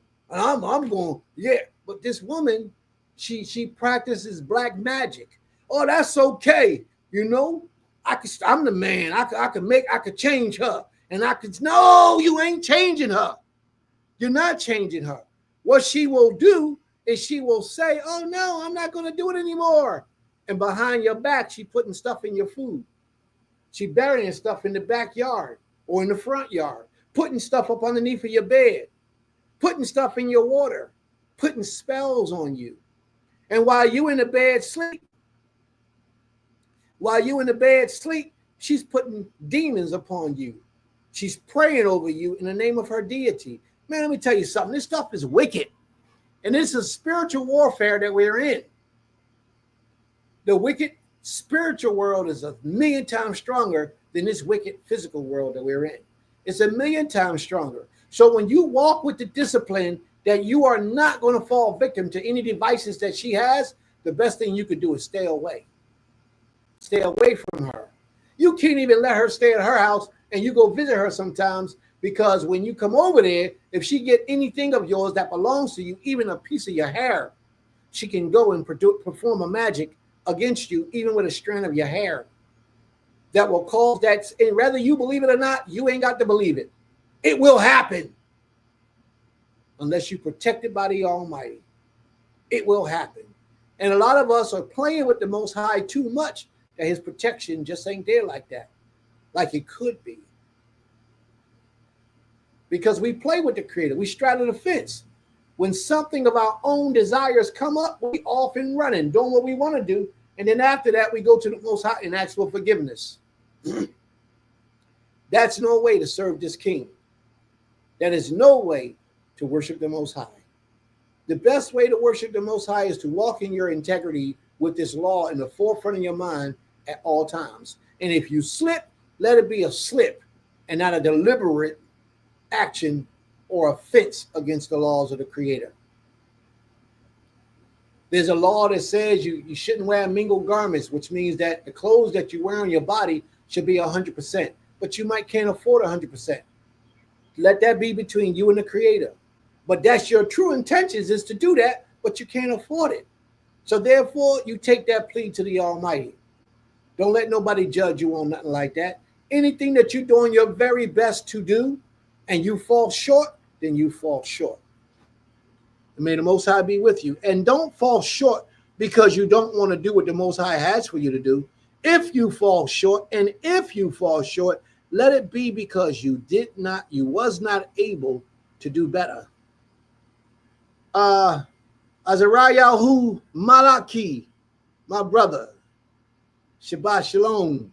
May the Most High be with you. And please forgive me for not shouting you out earlier, because normally I like to acknowledge the good people when they come in. May the Most High be praised. So please forgive me, bro. May the Most High be with you. But we got to remember, family, that King Shlomo, who was one of the wisest men, he fell victim to these types of things. So what makes us think that we won't fall victim to this? If you got a husband that ain't walking in his way of life, that says, yo, you can't go to that Shabbat service.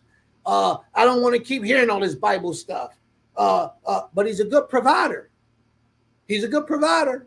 And he might have a nice little sex game with him or something. Right?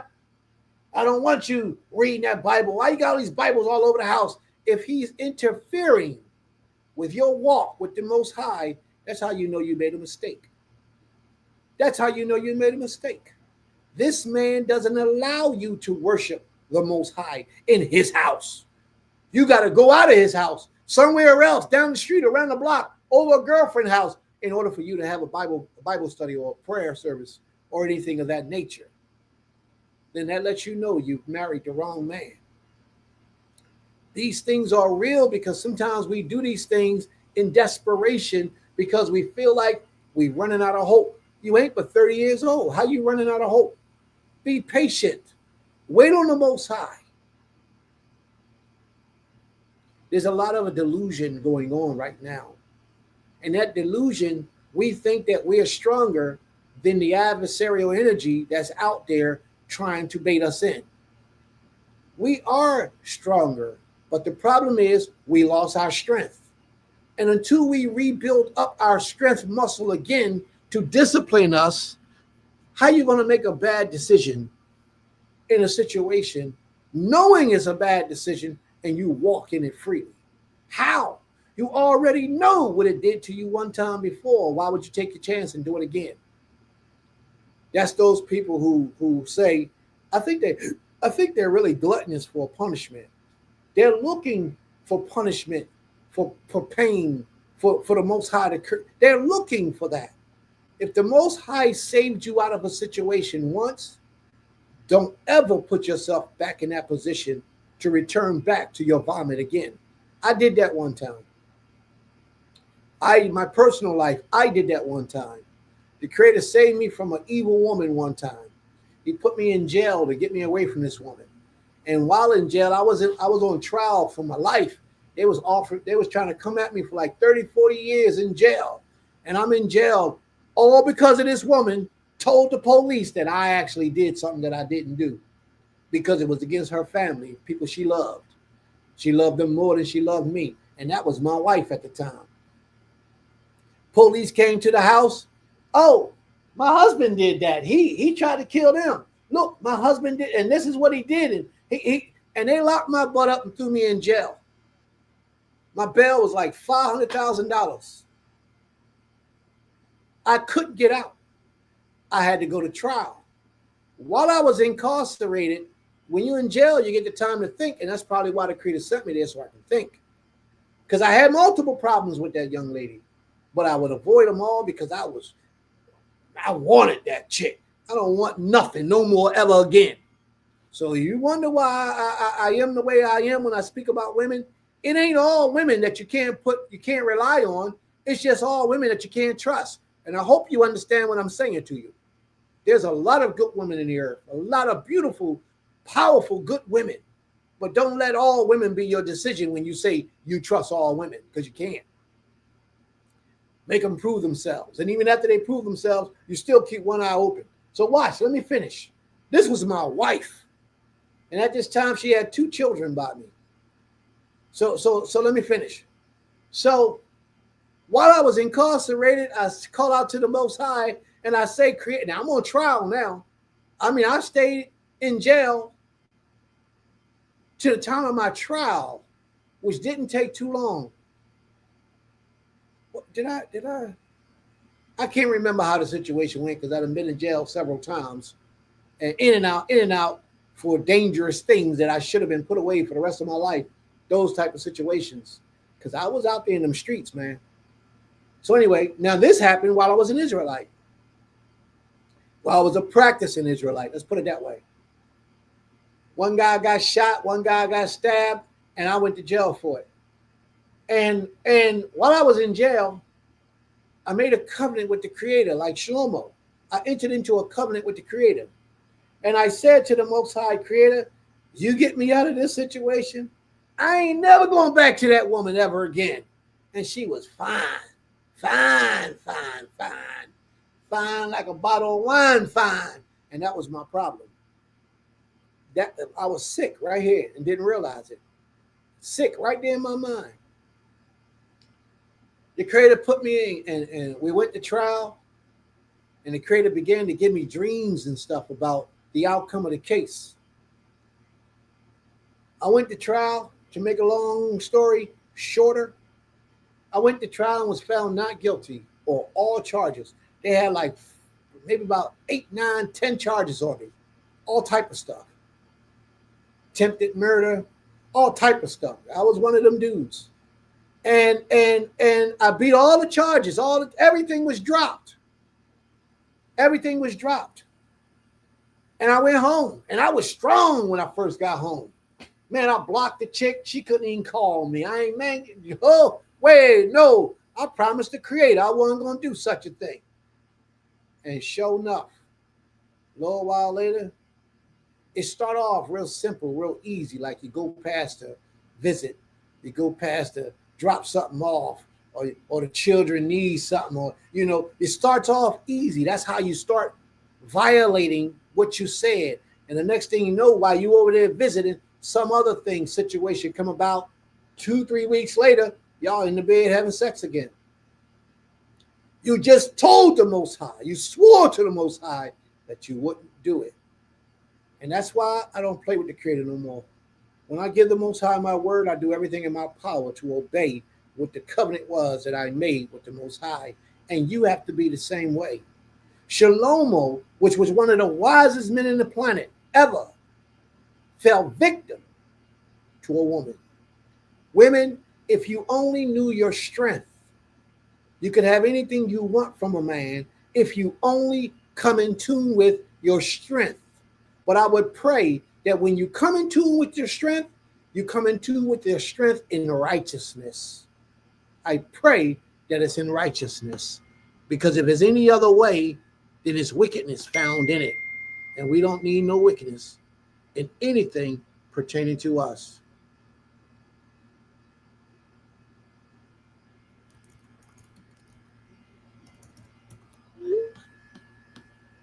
Will do. You have to understand, family. But a lot of times we men are tempted with these things and we give in to this wickedness. We give in to this evil. And we do these things. We do it because we allow our desires to overpower what we know we should or should not do by way of truth and righteousness before the Creator.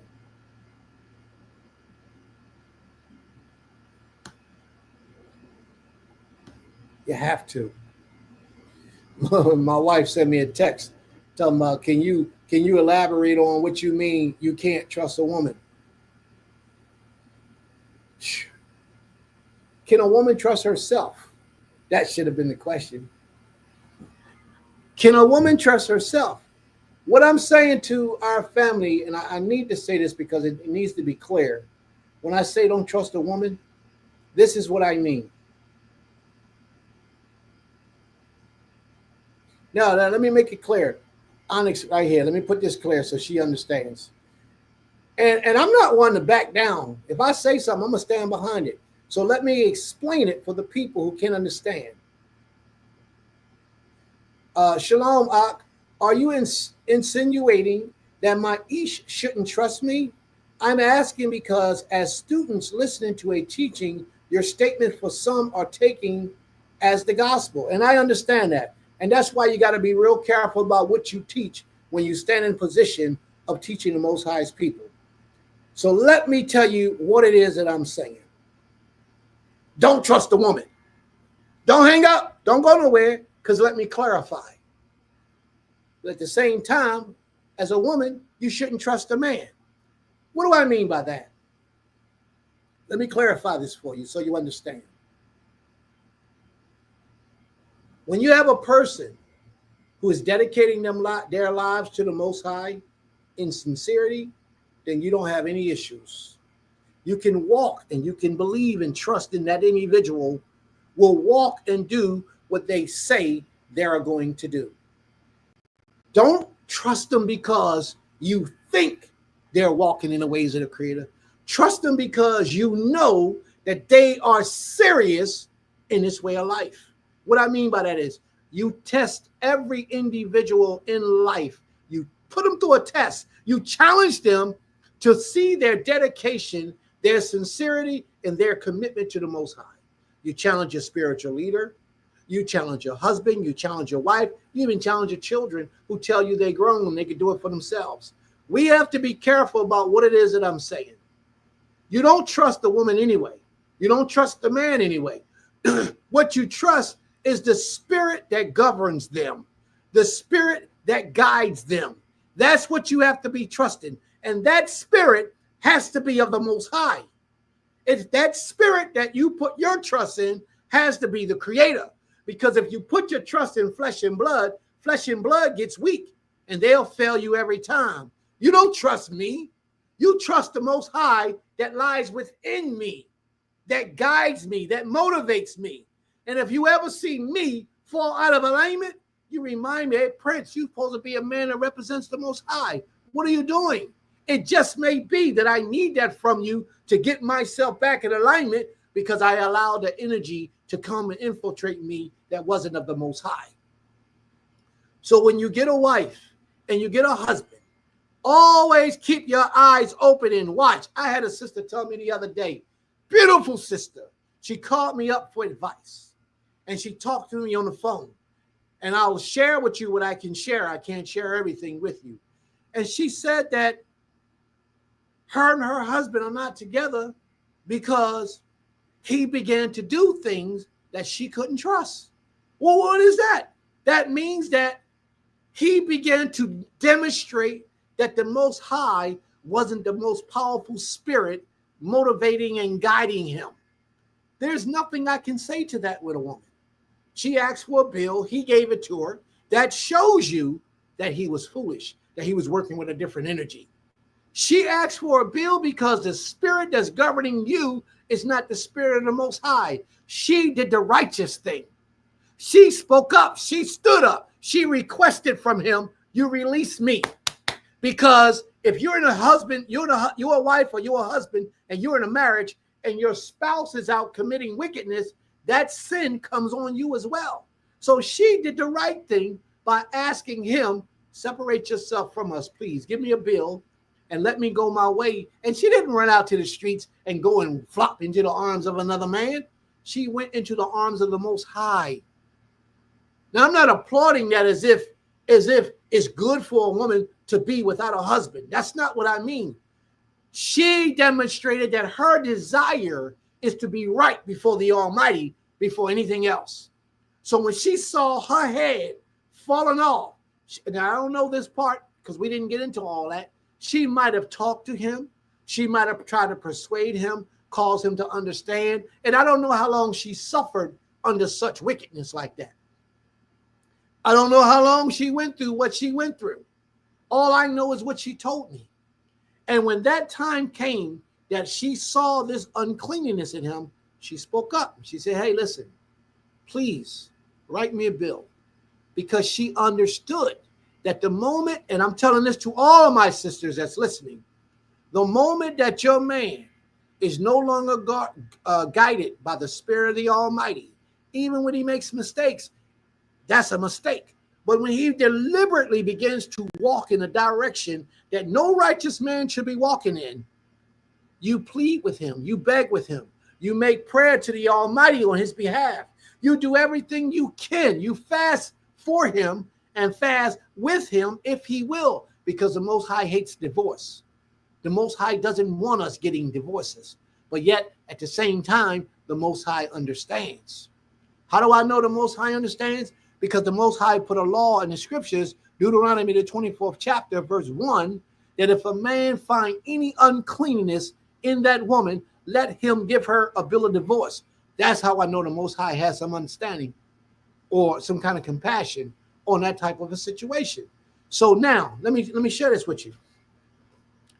Even when the Most High gave you an out from the situation, he said that the man has to find some kind of uncleanliness in her. It's not the fact that she can't cook or you don't like the way she cooked your food. It's not even the fact that she come home from work and didn't cook your dinner in a speedy manner. It didn't mean none of that. It meant according to the laws of the Creator. If you find uncleanness in her according to the laws of the Creator, then you can give her a bill. Same thing vice versa, except the woman can't issue a bill.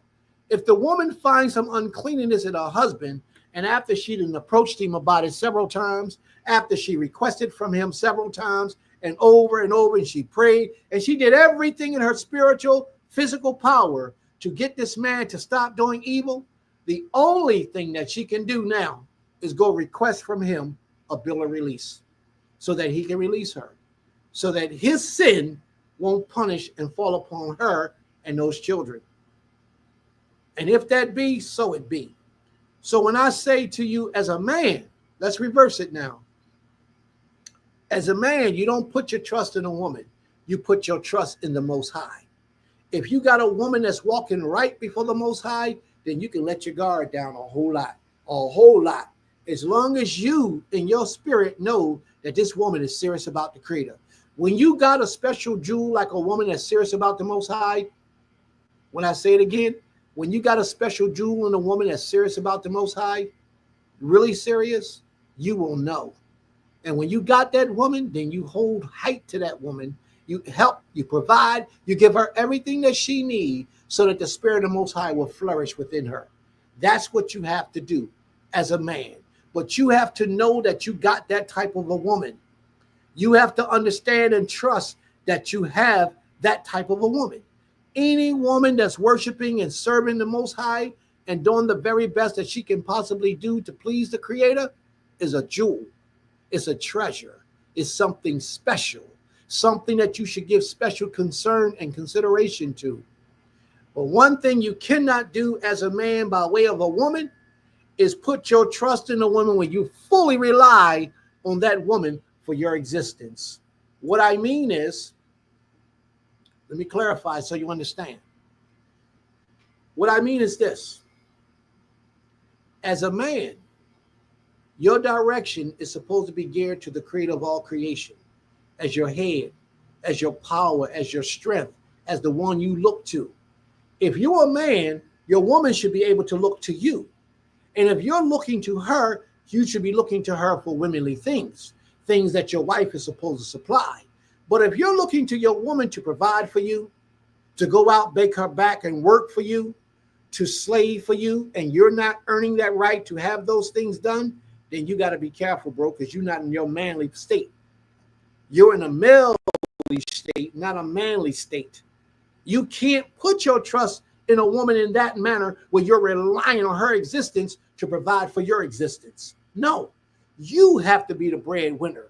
You ain't even got to necessarily be the breadwinner, but you have to control and manipulate your situation to your advantage. When I say breadwinner, it's ideal that you're the one who's making all the money, bringing it home to your family. That's ideal, and that's a good thing to do.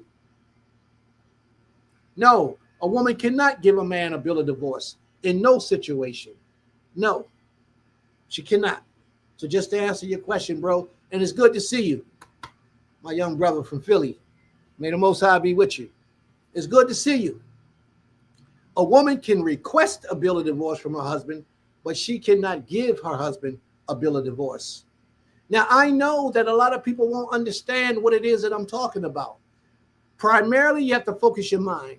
I'm talking about evil women, not righteous women, not women that are walking in the ways of the Creator to the best of their ability. And I'm talking about evil men, not righteous men, not men that are walking in the ways of the Creator to the best of their ability. I'm talking about the average Joe Blow that walks the streets, and a lot of these Israelites who are straddling the fence. If you know you got a husband or a wife that's straddling the fence, you don't put no trust in them, because they will, I promise you, you will soon see that they're not worthy of your trust. But if you have an Israelite that's walking after the Most High with it, like that sister that I mentioned earlier, to the best of her ability, and her husband is just off cue, she has to do what she has to do to provide for her children and protect them, because the husband is not in the right mindset to do so. So therefore, she has to do it. If you're a man and you got a wife that will not obey your voice, that will not provide for our household by taking care of your children and making sure that the house in order, and when you talk to her, it's always an argument or a problem, that's suspect, and that means y'all need to have a conversation.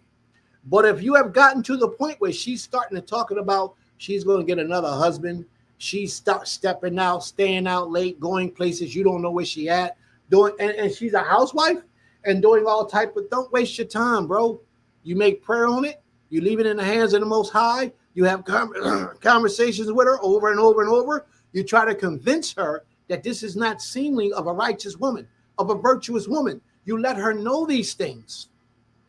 And if she refuses to change, if she refuses to give any discipline, then you can't have that kind of woman in your company. And I'm telling you from personal experiences, because I fell victim to those things many times. And it's never good. It's never a pleasure. But I have to put it in this way, and I know I got people listening that I'm trying to break it down to them in a way that they can understand, but I can't play with this because this is a real matter, and a lot of people are living their lives with wicked people because they have nowhere to go. Because they don't, if you really are servant of the Most High will provide for you. And most of the time, all the time, you got to step out on a limb and trust that the Most High will provide for you. You can't spend and give your energy of righteousness to a wicked individual because all you're receiving on the interim are curses. You can't do that. As sad as it may be for Prince to have to teach like this, it's a fact. As a man, if you're a man and you're in the world and you're of the world, you ain't got no business with a virtuous woman. And if you're a woman and you're in the world and of the world, you ain't got no business with a righteous man. Unless the two merge and convert and turn from evil to righteousness. And we don't expect everything to happen overnight. It's a period of time. It's a process. And it's slow movements. Slowly. You know? But it don't have to be slow. Sometimes it could be overnight. It don't have to be slow. I've had my wife, when I first married my wife, we had a little situation, and I called her a whore. I called her a whore to her face before the world, and everybody heard it. what I was really saying, and I probably should have clarified it a lot different. I've told her and explained this to her. She has a whore forehead. She has the mind of a whore. She thinks like a whore because she was a worldly girl at the time when I married her or when we entered into our courtship. She was a worldly girl. She didn't know no better. Sure, she called herself a Hebrew Israelite, but she lived like the world lives. She hasn't done anything but shown me the opposite of that young lady till today. She hasn't done anything but given herself completely over to the Spirit of the Most High in righteousness and truth by doing the best that she could do to prove to me that I was wrong about what I said about her when we first met. It wasn't that I was wrong. It's just that she was under the illusion that that world had something to offer her and that the Israelite life embracing fully wasn't exciting enough. And now here she is here, a beautiful woman, a beautiful wife. We just had a child about 14, almost 15 months ago. Beautiful woman in every way aspect and still striving to become the best that she can become. How could I ever complain about a woman like that? The problem would be if I, as the man of the Most High, can live up to my part to earn the right to have such a beautiful woman as a wife. You understand? Because even as a man walking in this way of life, things happen where you sometimes can be tricked and bamboozled and fall short, just like Solomon did. Just like Solomon. As wise as he was, with all the wisdom that he had, he fell short. And you're right, bro. I can't fall short because of the position that I have in the way of the Most High. And if I do fall short, then y'all need to deal with me, correct me, pray for me, ask the Most High to have mercy on me, but yet don't accept what I give you just because I give it to you. Allow me to prove to you my value, my worth, even today. Don't let nobody just come to you and say, this is who he is. He Prince, so just accept it. No, with any spiritual leader that you may have in your life,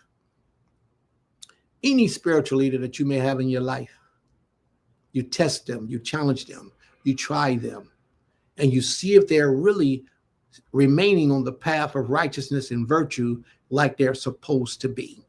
And if you're a single woman and you're looking for a husband, you better challenge him. You better test him. You better try him and make sure that he's worthy to hold on to a precious gift like you, a servant of the Most High who fears and obeys the Most High to the best of their ability. He has to earn the right to be your husband. She has to earn the right to be your wife. And then, as scripture says, you can safely trust in her. You can safely trust in him. But until that time, don't trust them because they will fall short every time.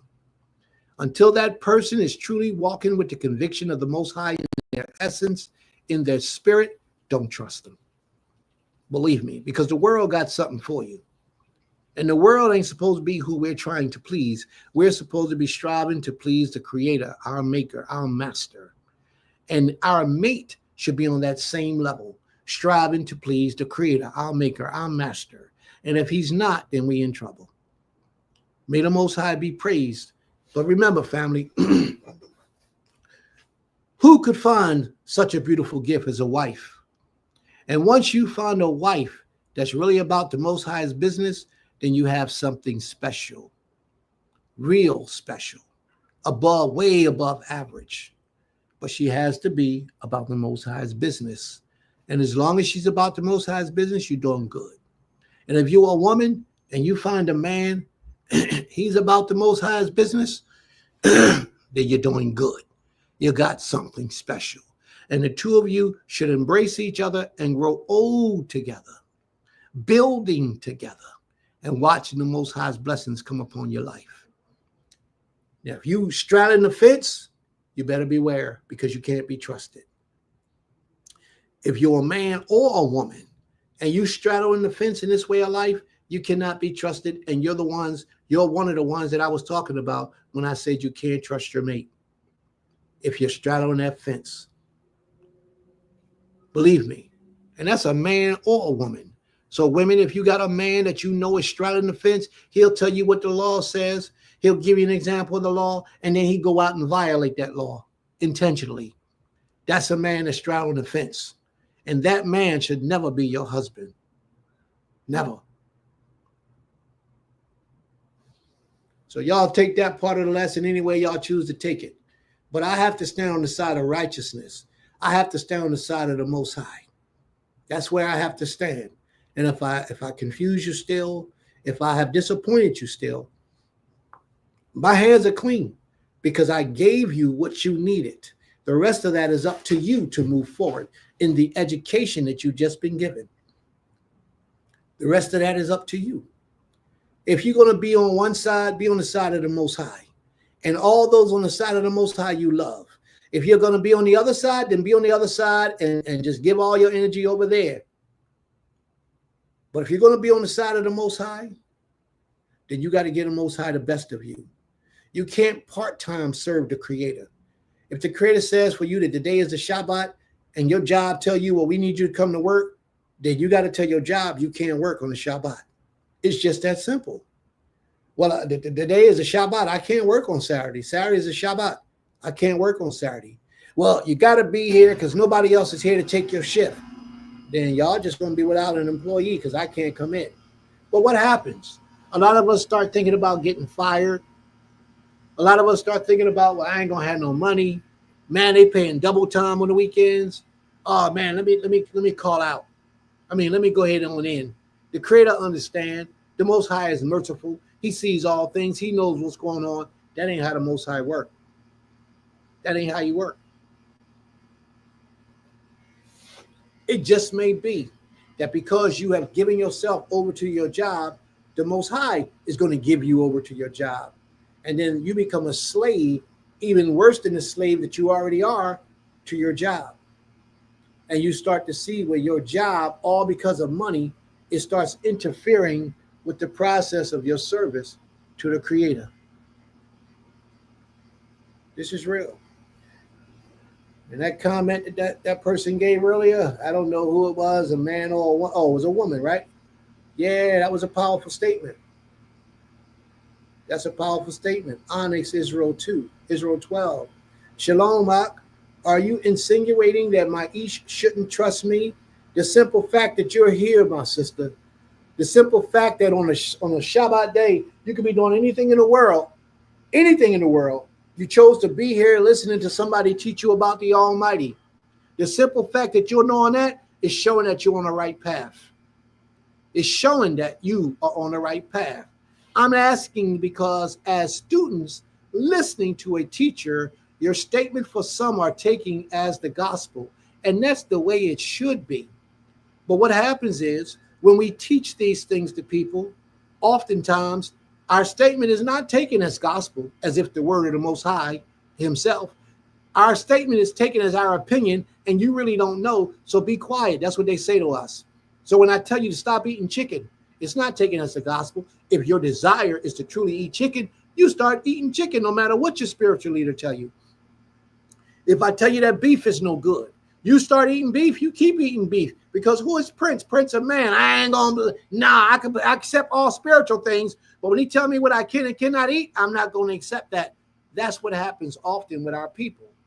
When your spiritual leader teach you things that goes against your desires or your pleasure, you find a way to bend around that. But I fully understand what Onyx Israel 12 is saying, and I respect that. So I will proceed carefully when I speak. And then I know I got a lot of children sometimes be on here listening, and I need to prepare them properly so that they understand fully what's being taught. You know? So yes, if you got a sister or a brother that is dedicating their energy to the Most High, to learn about the Most High, and to do what thus saith the Most High, then you can let your guard down and you can rock with that type of person. You know? But if you got one straddling the fence, I would say beware. And so many of Israel are straddling the fence right now. Beware. You got to be careful. Got to be careful. So let's go back to Shlomo and let's see what Shlomo got to say about this matter. Shlomo gave his energy to strange women. And these strange women that Shlomo gave his energy to were not women who are striving to walk after the ways of the Most High.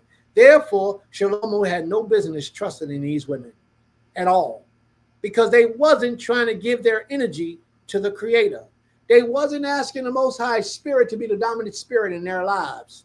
They wasn't. If they were, Shlomo would have been cool. He would have been fine, but they wasn't. So that's what I'm saying to the world today. When your mate is giving their energy to the Most High, then you cool with that. You can rock with that. You do what you got to do with that. But if you see that they're not, then you got to have conversation. You got to have prayer. You got to have fasting.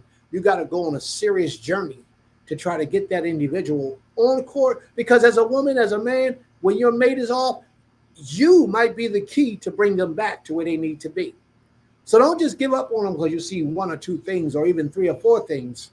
Don't let that be your determining factor. It might be that you need to make prayer for that individual. You need to talk to that individual, and you need to uplift that individual to bring them back to the righteousness, the righteous path once again. Shlomo didn't do that. It says he took Pharaoh's daughter and brought her into the city of David until he had finished building his own house and the house of the Most High and the wall around Jerusalem. The people were sacrificing at the high place, however, because no house had been built for the name of the Most High.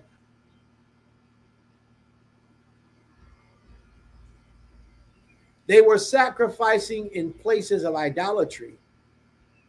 They were sacrificing and doing things wherever they chose to do things, because at that time we didn't have a house for the Most High. At that time, it wasn't built. It was in David's heart to build a house for the Most High, to house the Ark of the Covenant, for people to gather and to meet with, but we hadn't had a place. And Shlomo was the actual king who built that place. I believe it took him 7 years to build it. 7 years and 11 months, I think it took for him to build the house of the Most High. Shlomo loved the Most High. Now watch this part here. Shlomo, in all of his knowledge, he loved the Most High. He walked in the statutes of David, his father, only he sacrificed and made offerings at the high places. See what I mean? And the king went to Gibeon to sacrifice there, for that was the great high place. Shlomo used to offer 1,000 burnt offerings on that altar at Gibeon. The Most High appeared to Shlomo in a dream by night. And the Most High said, and the servant of the Most High said to Shlomo, "Ask what I shall give unto you." And Shlomo said, "You have shown great and steadfast love to your servant David, my father, because he walked before you in faithfulness, in righteousness, and in uprightness of heart toward you." At this particular time, Shlomo did everything in his power to worship the Most High in righteousness, except to marry foreign women. At this time, Shlomo was in the good graces of the Most High. At this time, he was going over and beyond what was needed and necessary to offer unto the Most High. So the Most High visited him in a dream. And the Most High asked of him, "Shlomo, what is your heart's desire?" And Shlomo came back, right back, with what all that the Most High had did for his father. "And you kept for him this great and steadfast love, and has given him a son to sit on his throne to this day." Do you know how beautiful and sacred it is when your children can see the blessings of the Most High in their parents' life? Do you know how powerful that is? Do you know what that speaks to the mind of a child? See, this is why we can't straddle the fence when we're walking with the Most High. We have to be serious. We have to be completely dedicated to our service with the Almighty. Completely dedicated. We can't straddle the fence with the Creator. If this is good in one instance, it should be good in all instances. That's how we have to worship this King. Walking in the pureness of the integrity of our minds. And now, O Most High, my Elohim, something else I want to talk about with this. You know, we teach here that the sins of the father will fall upon the children if the father doesn't get it out of his system before he leaves this earth. And even if he leaves this earth, it's embedded in his DNA and it can be handed down to his children for generations to come. Shlomo understood that. And Shlomo is talking to this level. Matter of fact, the very reason why Shlomo is so sacred in the Most High's eyes is because the Most High saw in Shlomo from the time of his birth that he possessed that spirit of righteousness of his father. Not perfection, but of righteousness. And if you watch, Shlomo's era was very similar to the era of his father. Now, Dawid never repeated it again that we saw, but a woman was the reason of his downfall. We can't blame the woman in totality. We have to blame Dawid for being weak in that area. Because when his pleasure came in, when he decided he wanted something again, what did he do? He fell victim to his pleasure and he pushed the laws of the Most High to the side. And that's what we do as people every day. We give in to our pleasures, and no longer are we serving the Most High. We push that law to the side. We do what is pleasurable to us, and then we want to come back and pull the laws of the Most High back in the forefront of our minds again. And that ain't how it's supposed to be done. But that's what so many of us did. Dawid did it, and Shlomo did it. The same thing. Shlomo fell victim to women by pushing the Most High's desire for him in his life to the side and be getting inquisitive about what them women was over there doing when they worshiped their deities. Now, Shlomo didn't fall victim in the same way like his father, which meant that he was chasing the vagina. He fell victim because he wasn't strong enough to resist the temptation of inquisitiveness, to be inquisitive. He was inquisitive about what they was doing and how they were doing and how they would affect him. He says this in his life. And he began to search out how they did and why they did, and he fell victim to it, and he began to do it himself. In the process of trying to obtain the full knowledge, he fell victim. A lot of us can do the same thing. That's why we got to keep in the forefront of our minds. The Most High said earlier, keep the Most High on your mind. You should not have no other power on your mind. The Creator should be the power that's on your mind all the time. No other one, just him. And you shall keep for him this great statue and steadfast love, and have given him a son to sit on his throne this day. And now, O Most High, my power, my Elohim, you have made your servant king in this place of his father Dawid.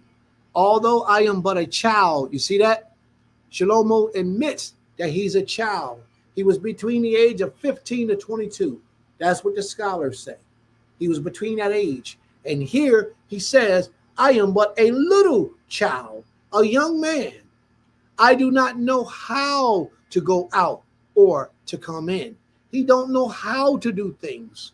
A lot of people assume they know, but they don't. One of the beautiful things about Shlomo is that he confessed that he doesn't know. When you were a child, did you confess to your parents that you didn't know what you were doing in life? No, you was in an urgency to prove to them that you could do this. You was in a rush to grow up. You was in I want to be grown. But in reality, you should have just been admitting that you're a child. You should have come to the realization that you're a child and that you need to remain in a child's place and allow your parents to teach you. But that's not what a lot of us do. That's not what we've done. But Shlomo has that spirit where he remains as a child, admitting to the Almighty the inadequacies or the shortcomings of his life. How many of us have taken that to the Most High with our shortcomings, with the things that we have done or the things that we do in life that are not to the best of our ability? We might got a problem smoking weed. We might got a problem drinking. We might got a problem with the opposite sex where we keep giving ourselves over to the opposite sex. Now, it's good for you to just take it upon yourself and fight that desire, but it's even better when you put that in the hands of the Most High before you take it upon yourself to fight it. Let the Most High have the glory. Tell him what you can and cannot do. Speak unto him and say, Father, I want to, but I can't. Let him do it. I need your help, Creator. Petition the Most High. And when you go to the Most High to give you strength to fight off your vices, what you want to do is you want to make an offering to the Most High, which means that you want to enter into a covenant. Say, you know what, Creator, if you would deliver me from this, then I will do this in exchange for you delivering me from this demon that's on my back, that's holding me back. Make an offering to the Creator. And you start living your part as if the Most High has already delivered you from the thing that was holding you back from being your best. That's how you start living your life. You have to. Here we have Shlomo. He says, give your servant therefore an understanding mind to govern your people. Who prays for something like that? Who prays to the Most High for the mind to govern the Most High's people? Prince does. Prince absolutely does. Any spiritual leader should pray. All spiritual leaders should pray to the Most High. Every man that's the head of a household should pray for the Most High. Every woman that's running our household should pray to the Most High for those things. All of us should. Every individual should. Everyone who calls on the name of the Most High should be doing those things, asking the Most High for that type of spirit, that type of guidance, that type of governance, that type of prayer should come off the lips of us all. 1 Kings chapter 3, verse 10. It pleased the Most High that Solomon had asked this. See that? It's pleasing to the Most High when you show humility to him. When you admit to the Creator you don't know. I don't know, Creator. Therefore, I ask of you to show me. Give me understanding. Elevate my mind. Teach me. Show me, Father. For I put my life in your hands. That's how we have to speak to the Creator. And Elohim said to him, because you have not asked this, and have not asked, because you have asked this, and have not asked for long life, or riches, or the life of your enemies, but have asked for yourself understanding to discern what is right. Behold, I will now do according to your word. Every time I read this, it touches me. Because here you are, standing before the Almighty, and you can ask anything you want of the Creator. Anything you want, you can ask of him. And you ask him for something that will benefit others. That's a beautiful soul. That's a beautiful soul. And that's what Solomon possessed. That's what Shlomo possessed. A beautiful soul, because he asked for the ability from the Most High to properly govern his people. That's beautiful. How many of us ask for the things that the Most High was upset about? The destruction of our enemies, people who hate us, long life and longevity, poverty, great riches. How many of us ask for great riches? Shlomo could have asked for all those things, but he did not. His prayer was for the people of the Most High. His prayer was that he would properly govern and guide and direct and teach the Most High's people. That's a beautiful thing. He says, I give you also what you have not asked for, both riches and honor. Let me explain to you what that's all about. See, a lot of people think as long as I got money, people are going to respect me. But no, a lot of people will take you as your money and try to rob you for your money, steal your money, and get to borrow your money just because you're related or associated to them. The Most High, let's deal with riches. The Most High gave him riches. That means that the Most High formulated his mind a certain way so he will learn how to multiply his wealth. That's how the Most High gave him riches, so that he would learn how to multiply his wealth. The Most High gave him honor. Now, in getting honor, you can get honor and lose honor with a simple habit that you may have. You have to acquire honor and maintain honor by your lifestyle and the way you demonstrate your personality to the world. That's what a lot of people don't know. You can be honored by an individual because they're an honorable person. But in order for you to remain in that honorable position, it's how that person sees you.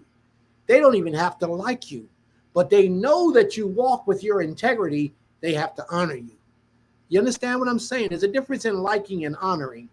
An individual may not like you, but if you walk in your integrity before the Most High, that individual will honor you even though they don't like you. And they might not even know why they don't like you. They might not like you because you show them the imperfections within them by you demonstrating how you walk in your integrity. There will be a lot of people that will rise up against you and not like you just simply because you walk right before the Most High. And some of those people will try to tear you down. They will try to make false accusations against you. They will try to pick fights with you. They will try to do things to bring you down to their level. You just remain the person that you're supposed to be and keep the Most High pleasing with you, so that no other king shall compare with you all your days. That's a powerful statement right there. Let me read that again. I give you also what you have not asked for, both riches and honor, so that no other king shall compare with you all your days. So as long as Shlomo was alive, there was not another king that can compare to how honorable he was and how rich he was in his lifetime. Can you say that about yourself? Can you say that about yourself? There is nobody else on your job that is more favored by the Most High than you. There is nobody else in your community that's more favored by the Most High than you. There's nobody else in your family that is more favored by the Most High than you. Can you say that about yourself? And if you cannot say that about yourself, then you have to honestly do some introspection of yourself and change some things about yourself to get yourself in a more favorable position than with the Most High. That means that there are things that you naturally do that you know are not pleasing to the Creator, that you need to change about yourself so that the Most High will be pleased with you, so that one day you can do that inspection of everybody on your job, everybody in your family, everybody in your house of worship. And you can say, you know what? I think I might be the most righteous person in this place. Now, it's not arrogance. It's confidence. It's when you know that you're doing 1,000% that you can do to please the Creator. Even if you're wrong, you're doing the very best that you can possibly do to please this King. Therefore, that makes you right. Understand what I'm saying to you. 1,000 people can come to you and complain every day about the things you do, who you worship, who you praise, and to them, you're wrong. But you give all your energy, your consistency, your time, your dedication. Remember what the Most High said? No other power should be in the forefront of your mind but the Most High. And that makes you right. And that's how you to conduct your life, to live your life, to be pleasing in the sight of this King. May the Most High be praised.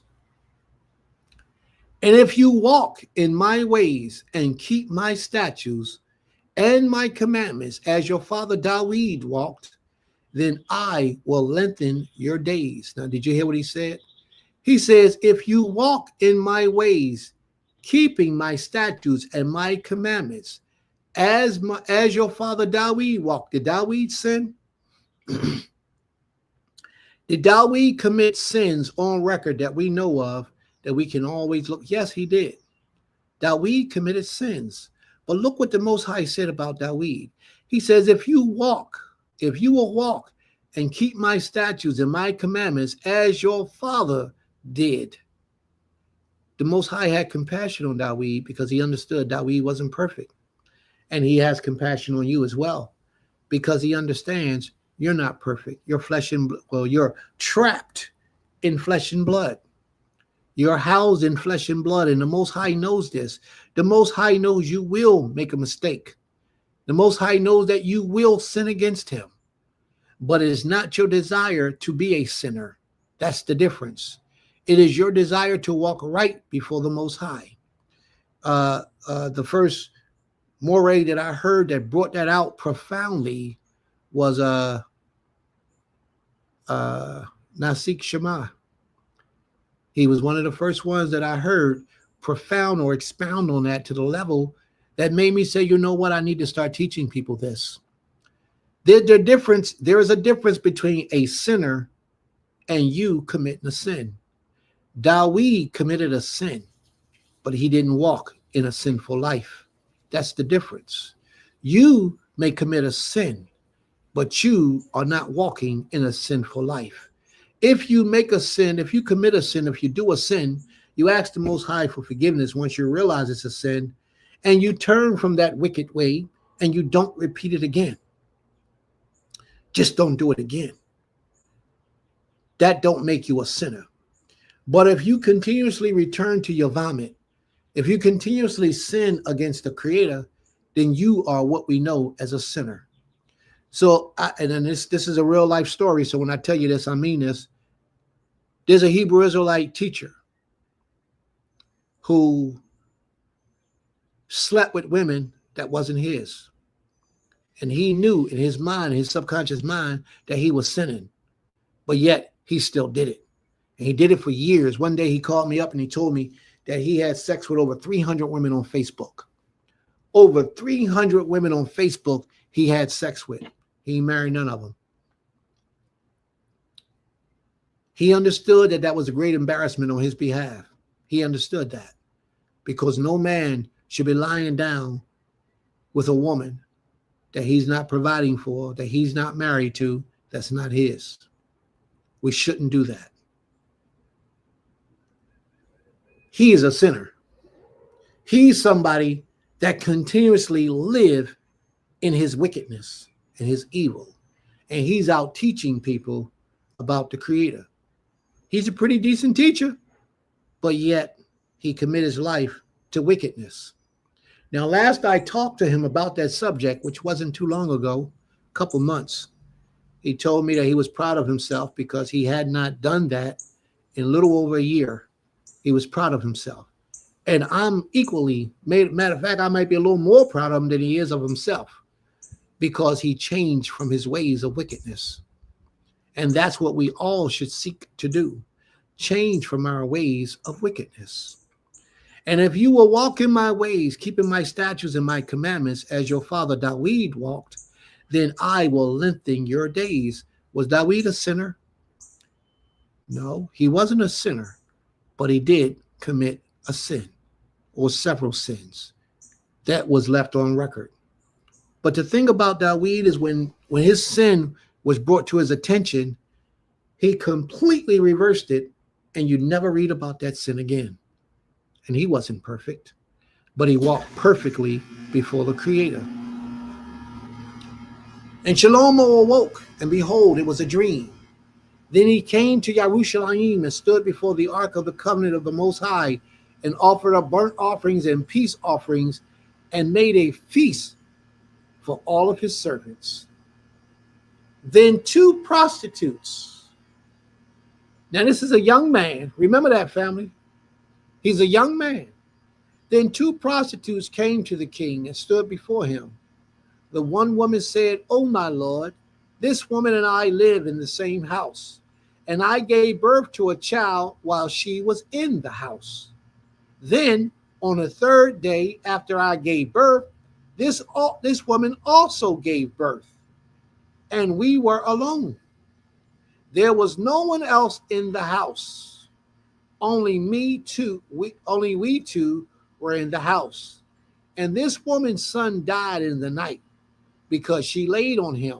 This is a disease. This is a real thing that happens even in today's time. A woman so attached to her infant will lay in the bed, lay her infant, especially she breastfeeding, lay her infant right next to her in the bed and roll over and forget he's on and smother the child and kill him. And this is what this woman is saying. And this woman's son died in the night because she lay on him. And she arose at midnight and took my son from beside me while your servant slept, and laid him at her breast, and laid her dead son on my breast, as if her son had actually died. When I arose in the morning to nurse my child, behold, he was dead. But when I looked at him closely in the morning, behold, he was not my child. He was not the child that I bore. But the other woman said, no, the living child is mine, and the dead child is yours. Now, let me jump on that for a minute. If these two people were living in the same house, they had some type of friendship. They had some type of friendship. But now you see, when one's pleasures is in the way of having a child to survive, they will go against the law to do what they decide is best for them and cast the laws of the Most High behind their back. These are two Israelite women. They're living in the same household, and they know the laws of the Creator. Thou shalt not lie, thou shalt not steal, and thou shalt not commit a murder. But all these things was done, and it was pretended to be covered up, because they wanted to pretend as if she hadn't committed murder. She lied, and she wanted to act like she wasn't lying, and she stole another child. This is what I mean by be careful of the people you trust.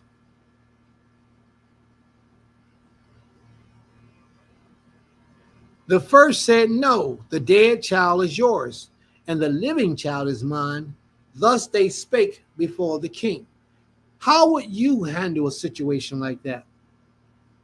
How would you handle? I would think to look for some birthmarks. Today we have genealogy where you can run a DNA, run a blood test to see which one of the parents the child is actually related to. But back then they didn't do things that way. I would think to look for some birthmarks, but the child is so young that the birthmarks might not have formed yet. And also the child doesn't have features, unless they're really outstanding features, of the parent at that age, a few days old. So it's not like you can really look at the child to determine whose child it really is. So you really wouldn't know. So King Solomon, in his youth, demonstrated great wisdom in the way that he did what he did.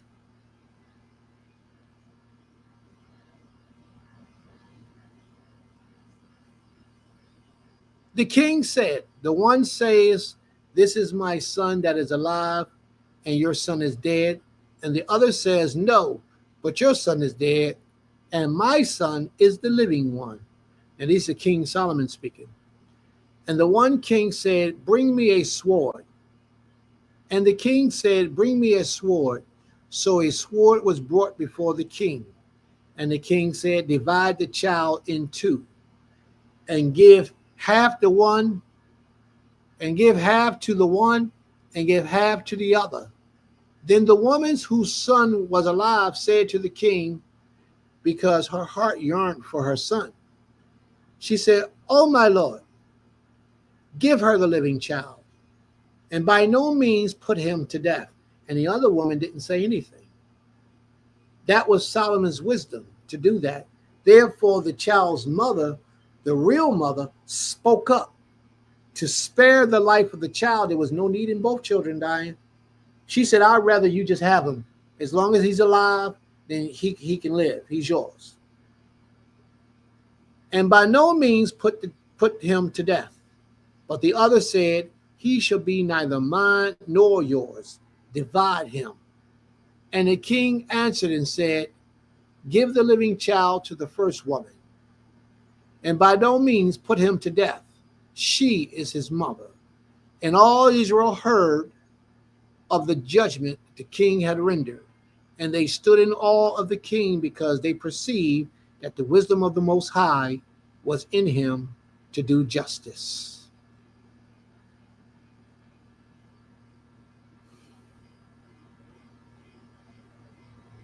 Now, what do you think happened to that other woman who lied?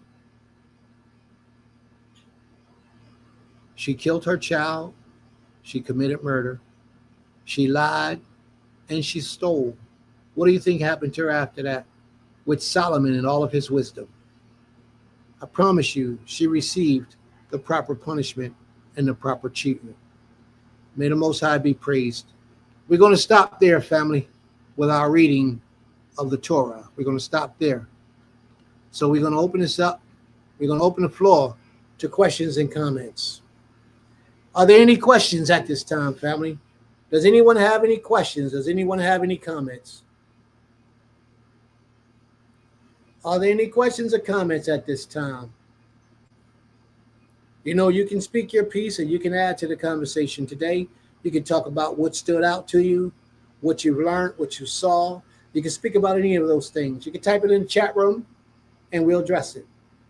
Are there any questions or comments, family? And I do know that a lot of you are on time delay. But when I say something, you might not get it till a good 5 minutes later. So please forgive me for that. The only way you can do away with that is that when we open up class at 11 o'clock, you would have to be here on class at 11 o'clock when we open up. That way, you'll be, as we speak, you will be hearing it within a few seconds later and not many minutes later. So are there any questions or comments, family?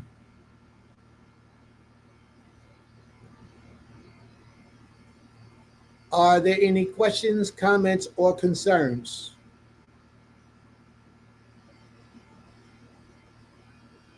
We talked about a lot of wonderful things in class today. We talked about a lot of powerful things. Some things you may have disagreed with me with. That's okay. Some things you may have found to be distasteful to you because you heard these things and you wanted to disagree, or your spirit told you to disagree. That's all right. Nobody's going to be perfect. And nobody's going to walk perfectly before anyone else. It's only that you walk perfectly before the Almighty. That's the only thing that's needed and necessary in this day and time. But if there's anything that you disagree with that I absolutely got wrong or should have did differently, then you have the opportunity to type it in the room and write it, and we'll address it. It just may be that you saw some things that Prince didn't see, that Prince may need to see or to correct. So you can type it in the side of the room and we'll address those issues. If there's anything about the lesson today that stood out to you that you wanted to address, you can type that in the room. If there's any questions that you have about anything else, any other subject, then you can type that in the room. And I'm trying to hold on for about a few minutes because I know there's a time delay and there may be questions out there in the audience with 1,000, 1,200 people in the room. So there may be questions in the audience that someone may want to ask. So if that be the case, you have the time now, you have the opportunity, you can ask your questions. May the Most High be praised.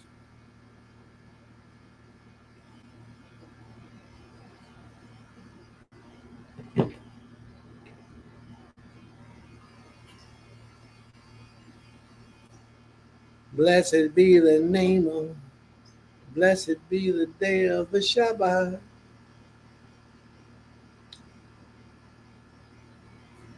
Beautiful song. All right.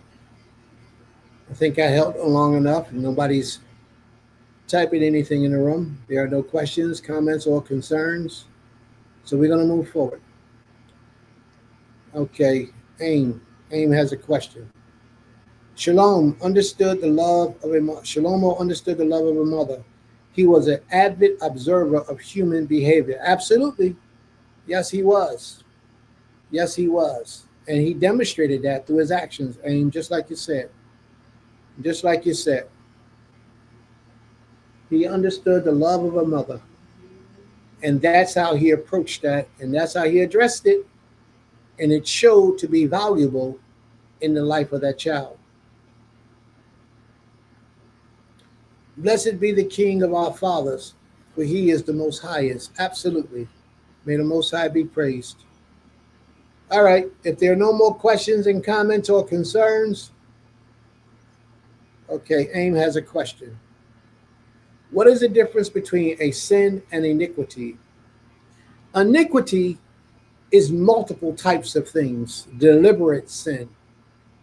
Those are found to be iniquity, deliberate actions of violations against the Most High. A sin could be by accident, but iniquities are intentional. When you're a sinner, you're committing iniquities because you walk in your iniquities and you do it deliberately. But you can commit a sin just by accident, or you can commit a sin by ignorance and not fully understanding that you're sinning. So that's the difference between sin and iniquity. There's a difference. May the Most High be praised. Any other questions or comments, family? Presumptuous, that's an accident. Yes, presumptuous sin is an accident, or you didn't know it, or something of that nature. But an iniquity is something that you knew you was doing wrong or evil or wicked, and you just did it, ignoring the fact that you were sinning.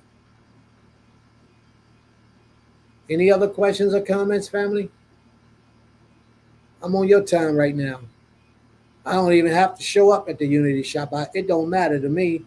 If my people are served, then I'm cool. If they're not served, I'm here to serve. So what do we need to do? Is there another thing we need to address? Is there another issue? Or any questions, any comments, any concerns?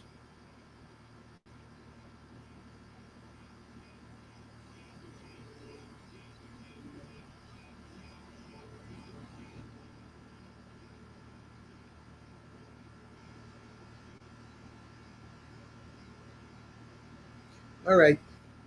Then we're going to close out this portion of our class for the day. May the Most High be praised. May the Most High be pleased. And may the Most High be honored in all of your doings, all of your thoughts, and all of your deeds. Let's keep the Most High in the forefront of our minds. We're going to close it out in prayer. Let's rise, please, and face the east.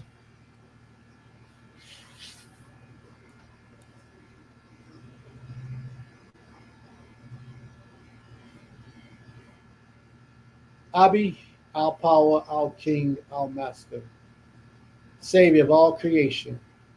We humble ourselves before you, Abi, and we pray for permission to approach unto your throne.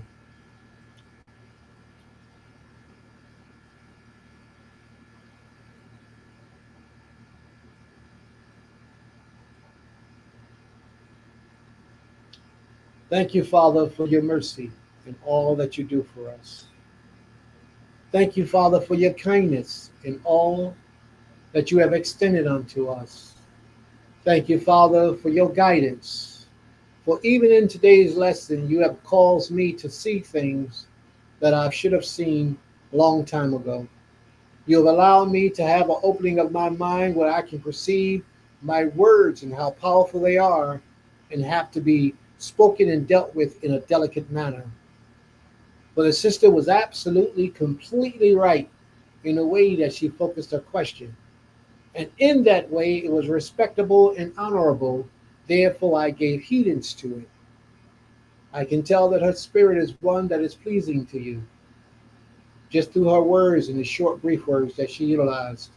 And I should always hold in my mind, deep in my spirit, when speaking unto your people, the importance of the relevance of the words that we choose to use and the clarity that we put on contentious teachings. Help us, Abi, to walk toward you, to obey you, to serve you, and to honor you in all of our doings. Please forgive us of our sins and our iniquities, those known and unknown that we have committed against thee, and give us a fresh start, a new start, that we may start from the beginning all over again as if we had never sinned before against you. Give us the opportunity to put these teachings into practice that we may transform our lives from this day forward. Help us and heal us, motivate us, keep us moving in righteousness and positivity, and help us to keep you in the forefront of our minds. For you are worthy of all praise, truly you are. You are our power. You are our King. You are our Master. And we dedicate and give our whole existence over unto you. It is unto thee, O great King, that we pray now and forevermore. Toda Abi, Abi, Toda Rabbah. Thank you, Father, for hearing our prayers. One last thing, Father. Anyone who may have not understood or don't have clear clarity on today's lesson, I pray that you would cause their spirit to understand and fully embrace what has been taught. If it is your will and if it is your truth, let them to see where their minds was preventing them to understand and grasp and ascertain the knowledge that has been brought forward on this day. Let it be your will. Unto thee, our power, our King, our Master, unto thee we say, Toda Rabbah. Thank you, Father, for hearing our prayers. Toda. Toda Rabbah. All right, family. May the Most High be praised. May the Most High be praised.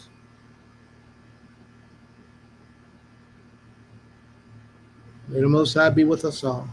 Shalom, shalom. Ima, I'm going to close it out, Ima. Shalom, shalom, family. And thank you all for coming out and spending your Shabbat with us. Shalom.